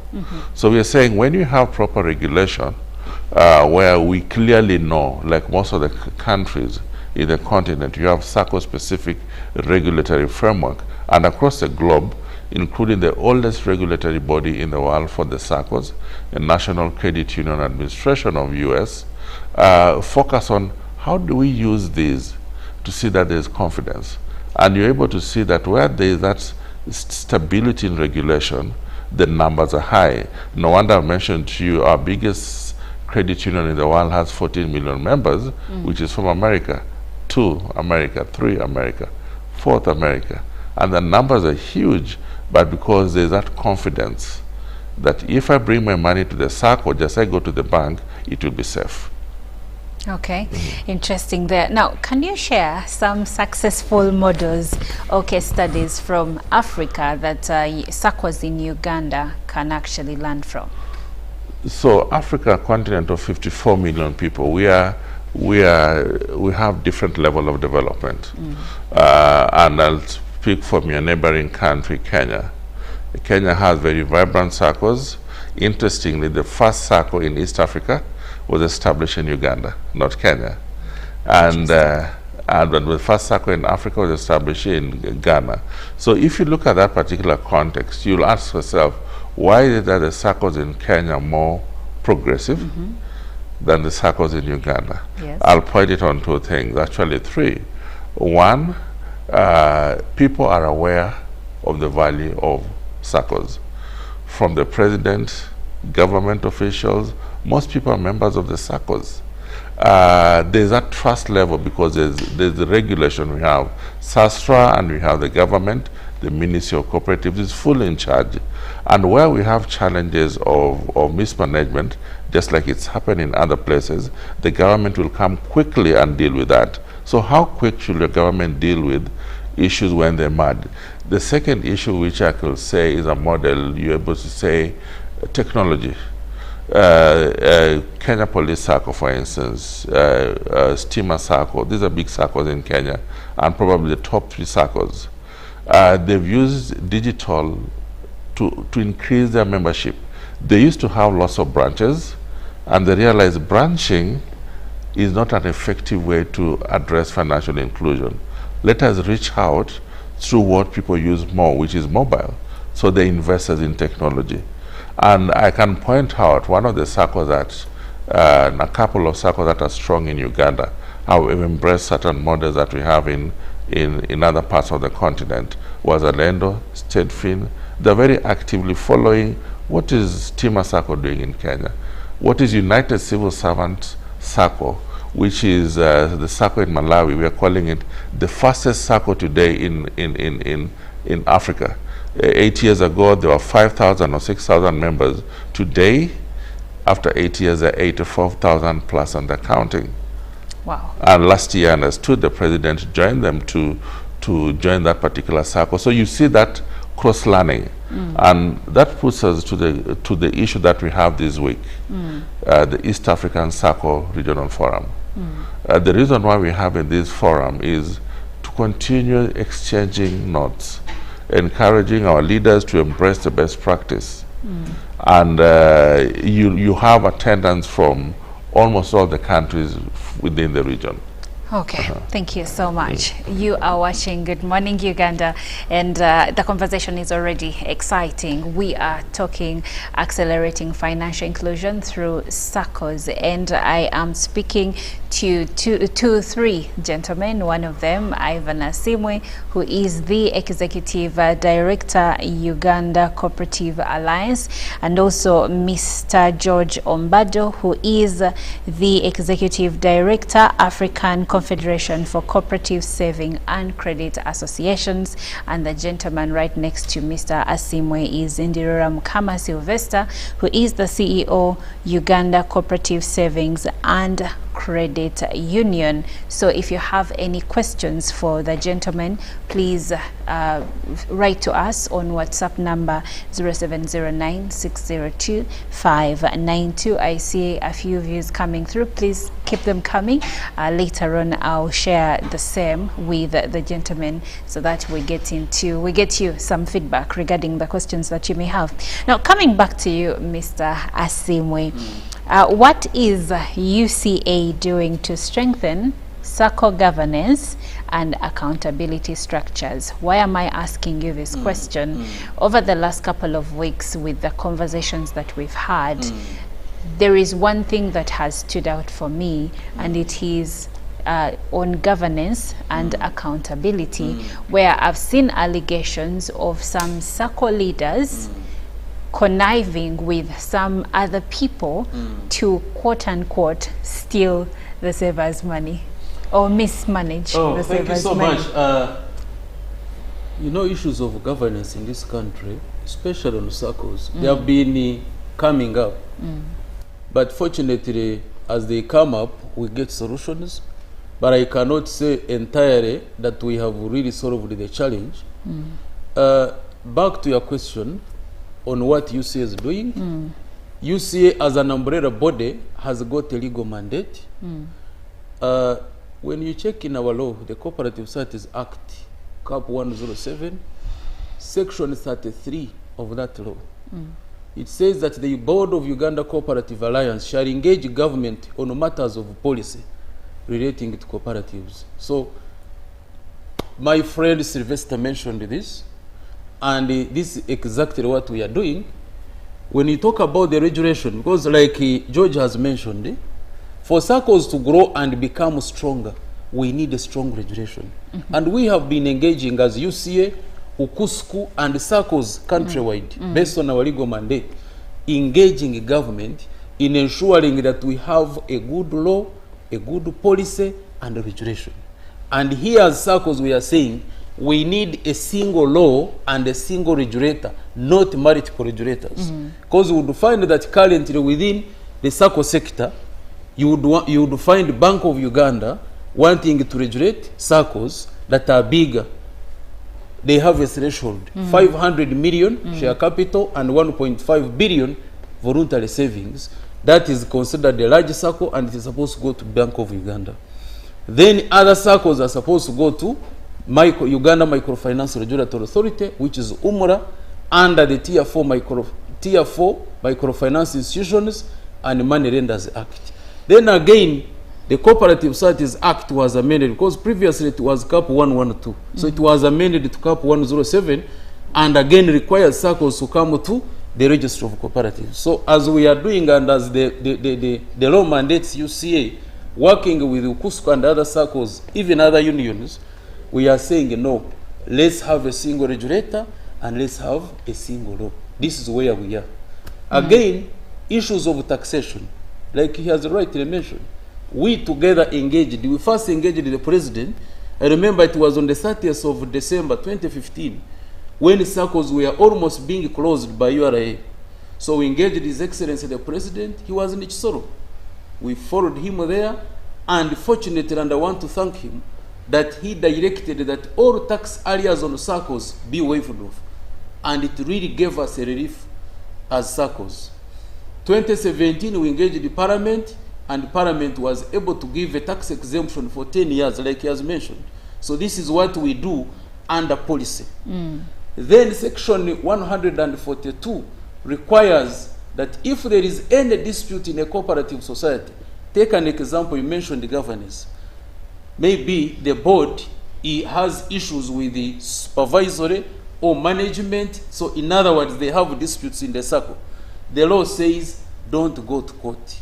Go through arbitration. And the procedure is very clear. But at the end of the day, they say once an arbitration has been done and either of the parties remain aggrieved, then you appeal to the board of Uganda Cooperative Alliance.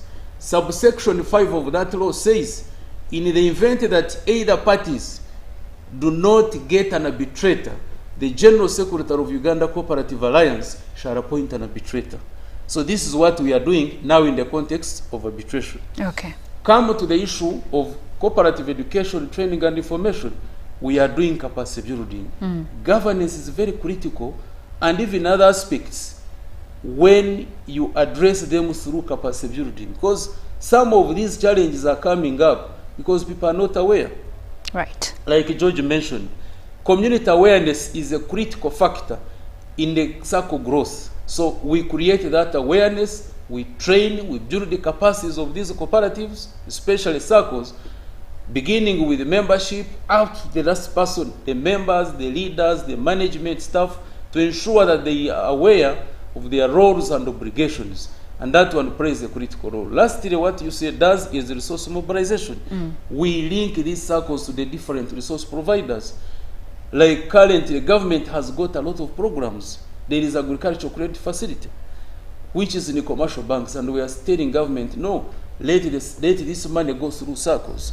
So this is now resource mobilization. The moment now this money is channeled through circles, then it means even the last person has the capacity to access this money and is able to grow, and you find the household income is increasing, because as a country we have a financial inclusion strategy from 2023 up to 2028. So it is still running. Okay, and when you check through the strategy, we are looking at financial inclusion, and as UCA, we are really fostering it through support and strengthening of circles. Well, thank you. And I like the part where you say that you have engaged government to ensure that these funds go through circles rather than banks. Yes. Because I remember on Women's Day, during the Women's Day celebrations, one of the key issues that was highlighted was that the money, the parish development model funds, and actually the Grow Project funds are being given to people but through banks.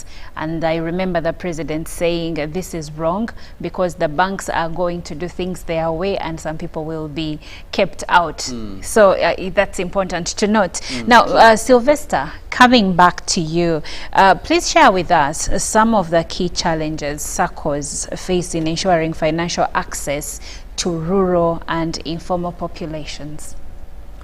Thank you so much. I had mentioned some of them. I'll add internal systems Of course, we are aware that we have external regulation and internal regulation. And policies and procedures in many of the SACCOs are developed, but they are not implemented. So you find that in some SACCOs, why there are challenges of governance is because they don't follow their internal policies and procedures. The second issue is about, you know, for every SACCO, you must have a direction. Yes. You must have a dream. Many of these SACCOs do not have what we call a direction or a compass, which is the strategic plan.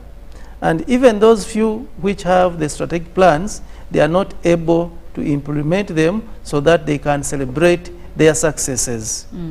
The other challenge which we see is, of course, which we have, George has already talked about, is SACCOs not being aware of the value of, members and communities not being aware of the value of SACCOs. And this, of course, requires all of us to come and read from one page and sensitize our communities to join SACCOs. Because when you read and check in the statistics, out of a population of 40 million plus, we only have about 7 million members in SACCOs. The rest are not in SACCOs. The other challenge, which is a serious challenge, is the regulation, multiple regulators. Because currently, the way how it is, many of the SACCOs are scared.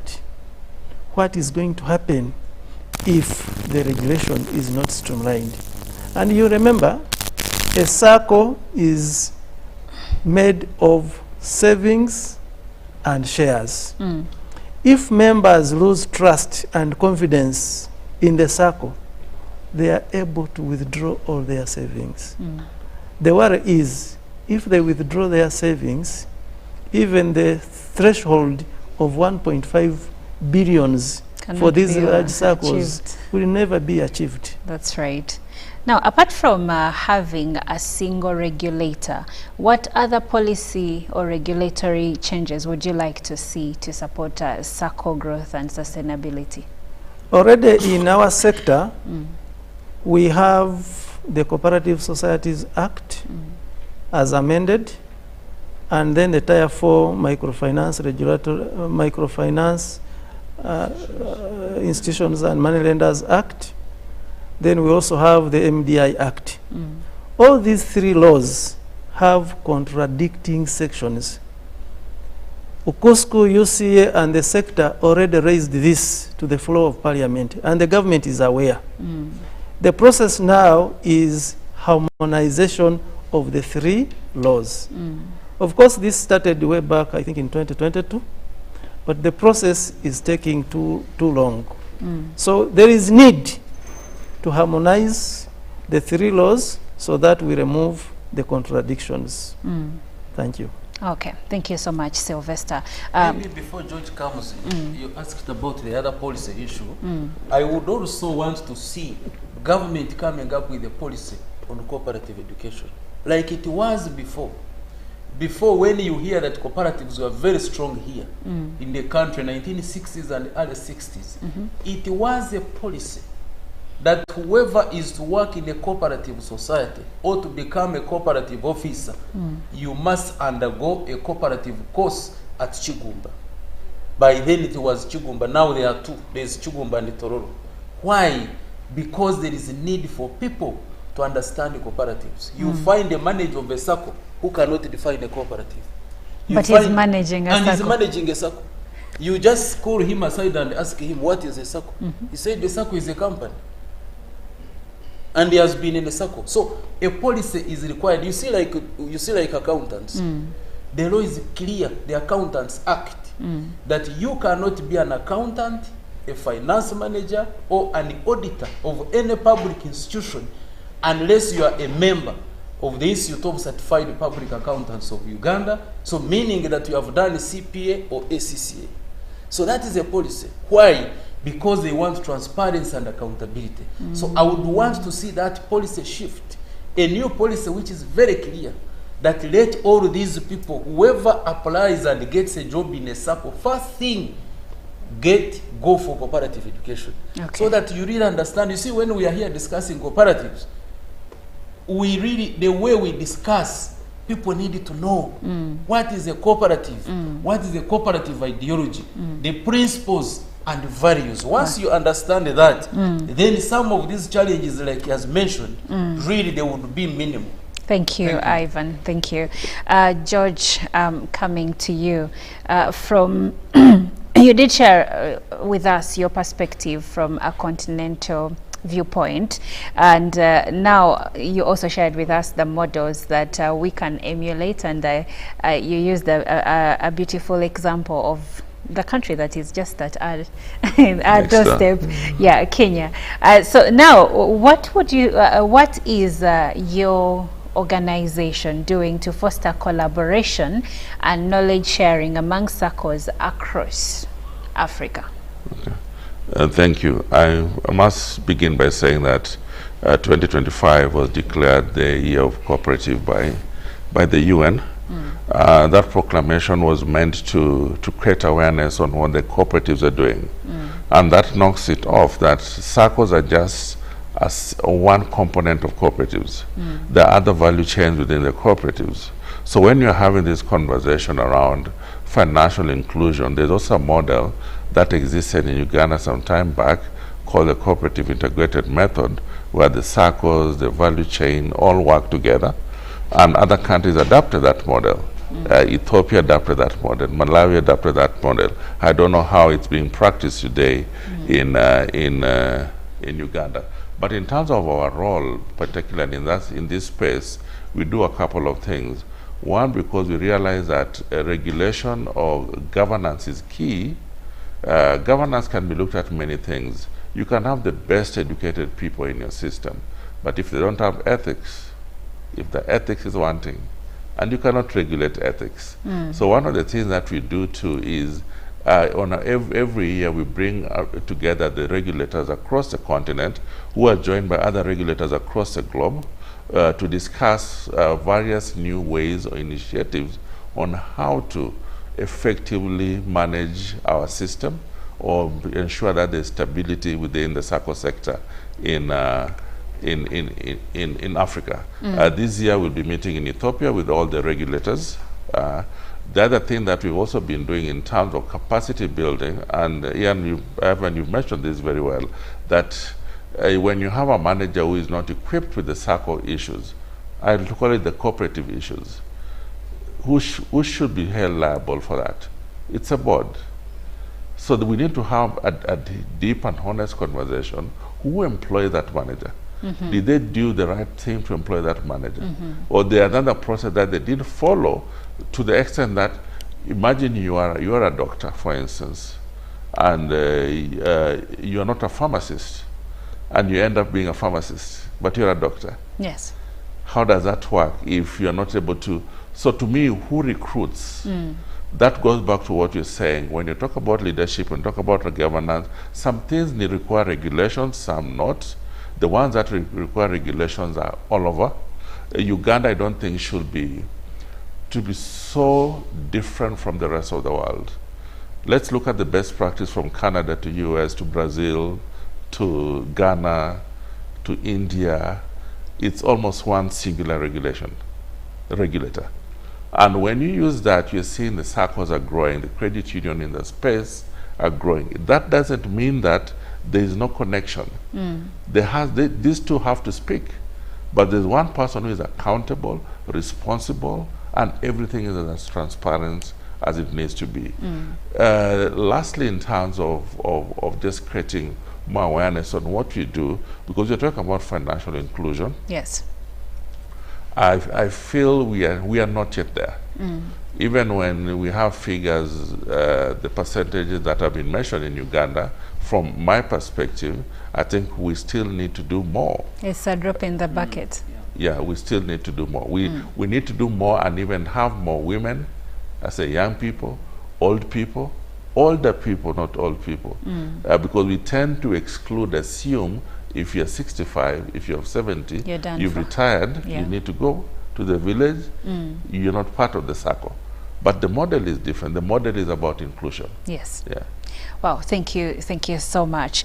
I have a few comments coming through from our viewers, and the first one is from Muhimbira Benon from Mitoma district. He says, good morning UBC Uganda.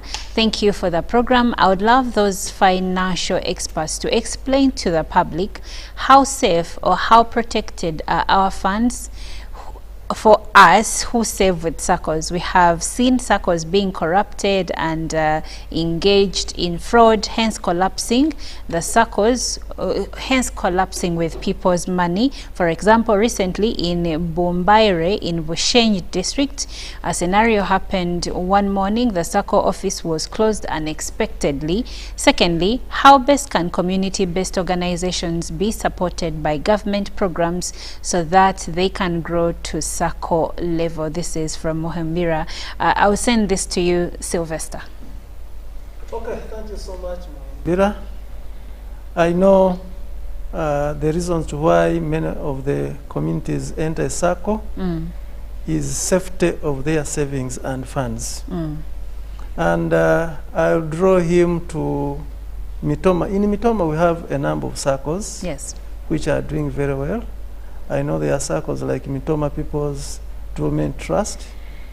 I know there is also another SACCO, I'm forgetting the name, but he can always go to these SACCOs that have reputation, that are well known, that are registered and licensed, because I know even when we have challenges of multiple regulators, some of these SACCOs are licensed by Uganda Microfinance Regulatory Authority. Okay, thank you. From what you're sharing, what I get is that people should do due diligence before settling with a SACCO.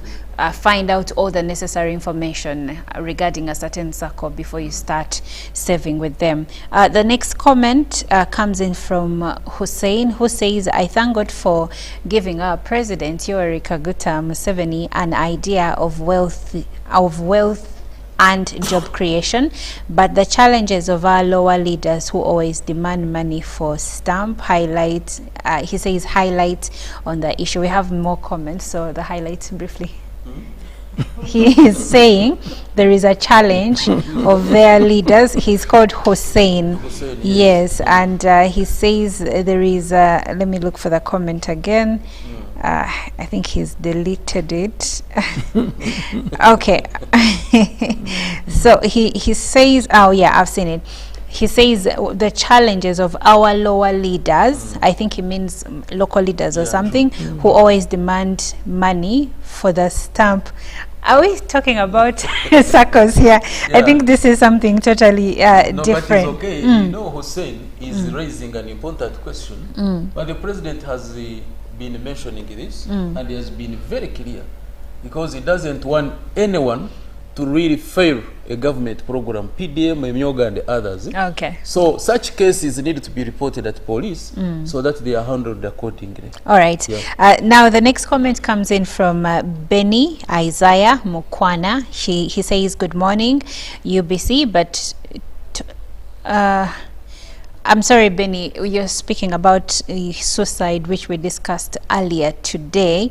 The next comment is from Ahmad Amanzi from South Africa, and he says, I would like to share my views on the topic of discussion now. When we look on these financial institutions that are formed, they are not there to help people who are making the larger proportion of population or who are ordinary people on the ground. For example, these financial institutions are working with banks, and if you can see the bank's policies and measures, it is not there to promote stakeholders' lives, but to suckle what they have from them. And another thing is corruption. Corruption is the big virus that is destroying every corner of development in Africa. Since he ends with Africa, I'll start with you, George. Yes. First, I'll say that when it comes to governance, governance affects all the sector from cooperatives to other sectors within in a country. So it's also a reflection of how people behave in a certain country. I will not talk much about Uganda in this case because my brothers are here. Yeah. One of the things that I'll say is where the policies and policies are adhered to, the structures are there. I've never seen countries where when a member, for instance, Kenya, Malawi, where the circles are also strong, Ghana, where members save and they feel that similar, they're losing because they're in the circle. That comment will seem like the banks, the circles and the banks are doing the same. Conniving. Actually, we are so different in many ways. And the two gentlemen have clearly indicated when they are given tax exemption, I think it was it's the only country in Africa that got that tax exemption. And that shows if they use that well, that can support the industry. Why is it that we have more people in the communities who want to join circles? Because they feel there's that value addition. My only concern will be how do we make them safe? Okay. Yeah. Interesting. The last question I'll share, this goes to you, Ivan.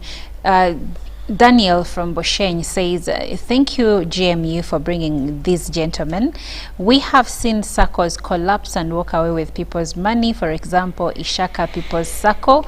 What are you as UCA doing to prevent this mayhem? It is more or less the same question the other person asked, but here the reason I shared this is because he mentioned the SACCO that collapsed and took off with people's money. Yeah, thank you. You know, Daniel in Ushenyi, I'm aware of that SACCO, and it is not only one. In fact, there are around 5 SACCOs, and we were contacted as UCA, and what we did immediately, we have working with the Register of Cooperatives, we did a forensic audit on these SACCOs. The reports were issued, and now these people are in court. Their cases have been brought here at the anti-corruption court. Okay. And we really condemn this vice. This one may be one example, but there are other cases across the country. We really condemn this. Why would you, for example, you are a manager of a SACCO, you are a board member of a SACCO. Why would you really, for God's sake, why would you take people's money? Thank you. So we really condemn it. But we did a forensic audit. Fortunately, the reports are here. The cases are in anti-corruption court. So for those people who are responsible, better pay back the money. Well, thank you, Ivan. Now, Sylvester, one last question for you from Abayas Musime from Makerere University. He says there is a perception that SACCOs are for old people. How can young people be convinced to form SACCOs? I think this is a very beautiful question. Yeah. Thank you so much. Of course, there is that perception. There used to be that perception that SACCOs are for old people, SACCOs are for the poor, SACCOs are for the marginalized. But we are saying today, because of the SACCO business model and what it does, we believe that a SACCO is for everyone. A SACCO, of course, through definition, a SACCO is member-owned, member-controlled, member-used, member-financed, and member-benefited. Because of the various benefits that we see arising from the SACCO. And of course, also we heard from the introduction that many of the countries are using the SACCO business model to develop their countries so that countries and members benefit. So SACCOs are for everyone. They are not for only the old. Of course, in Uganda, we have not embraced inclusivity as it should have been. That is why when you go to many of the AGMs, you find the aged. You don't find the youth, you don't find the women and others. But with these trainings that we are having, and the exchange tours, we are seeing inclusivity come on board. Okay. Thank you, Sylvester, and thank you, Ivan. George, your last remarks. Thank you for again hosting us in this show on using SACCO business model to support financial inclusion and access. There are better models within the continent that can be used, but you don't have to go far. Rwanda has a good model, Kenya has a good model. In fact, Uganda too has a good model. The challenge that then we're exposed to issues that are raised around ethics and regulation. We'd like to encourage the young people, join a SACCO, find a SACCO, don't form a new SACCO. Go to a viable SACCO and join a SACCO. If you want to see financial well-being and increase your income, join a cooperative, because these are the models that are meant to use to empower our people and make our lives more sustainable. Thank you. Thank you so much, George. Thank you, gentlemen, and thank you, dear viewers, for being a part of this program. I have been speaking to Mr. Ivan Asimwe, who is the General Secretary, Uganda Cooperative Alliance, and Mr. Ndiroram Kama Sylvester, who is the CEO, Uganda Cooperative Savings and Credit Union, and also Mr. George Ombado, who is the Executive Director, African Confederation for Cooperative Saving and Credit Associations. And the point of discussion has been accelerating financial inclusion through SACCOs. So thank you so much for being a part of the conversation, and we will see you tomorrow. Good Morning Uganda ends right now, but Good Morning Uganda Extra is coming up next with Robert Chirabo. Nyonyintona.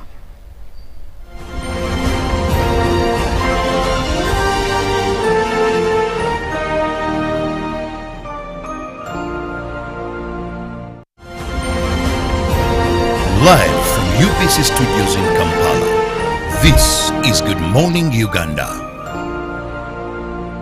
Peak of the day on UBC. Every Wednesday, 10 p.m. on your public broadcaster.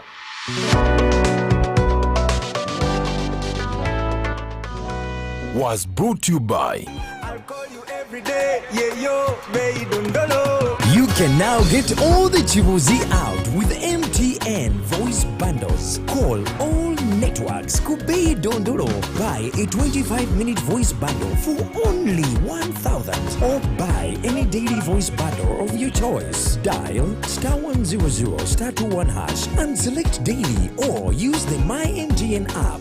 When we talk together, we are unstoppable.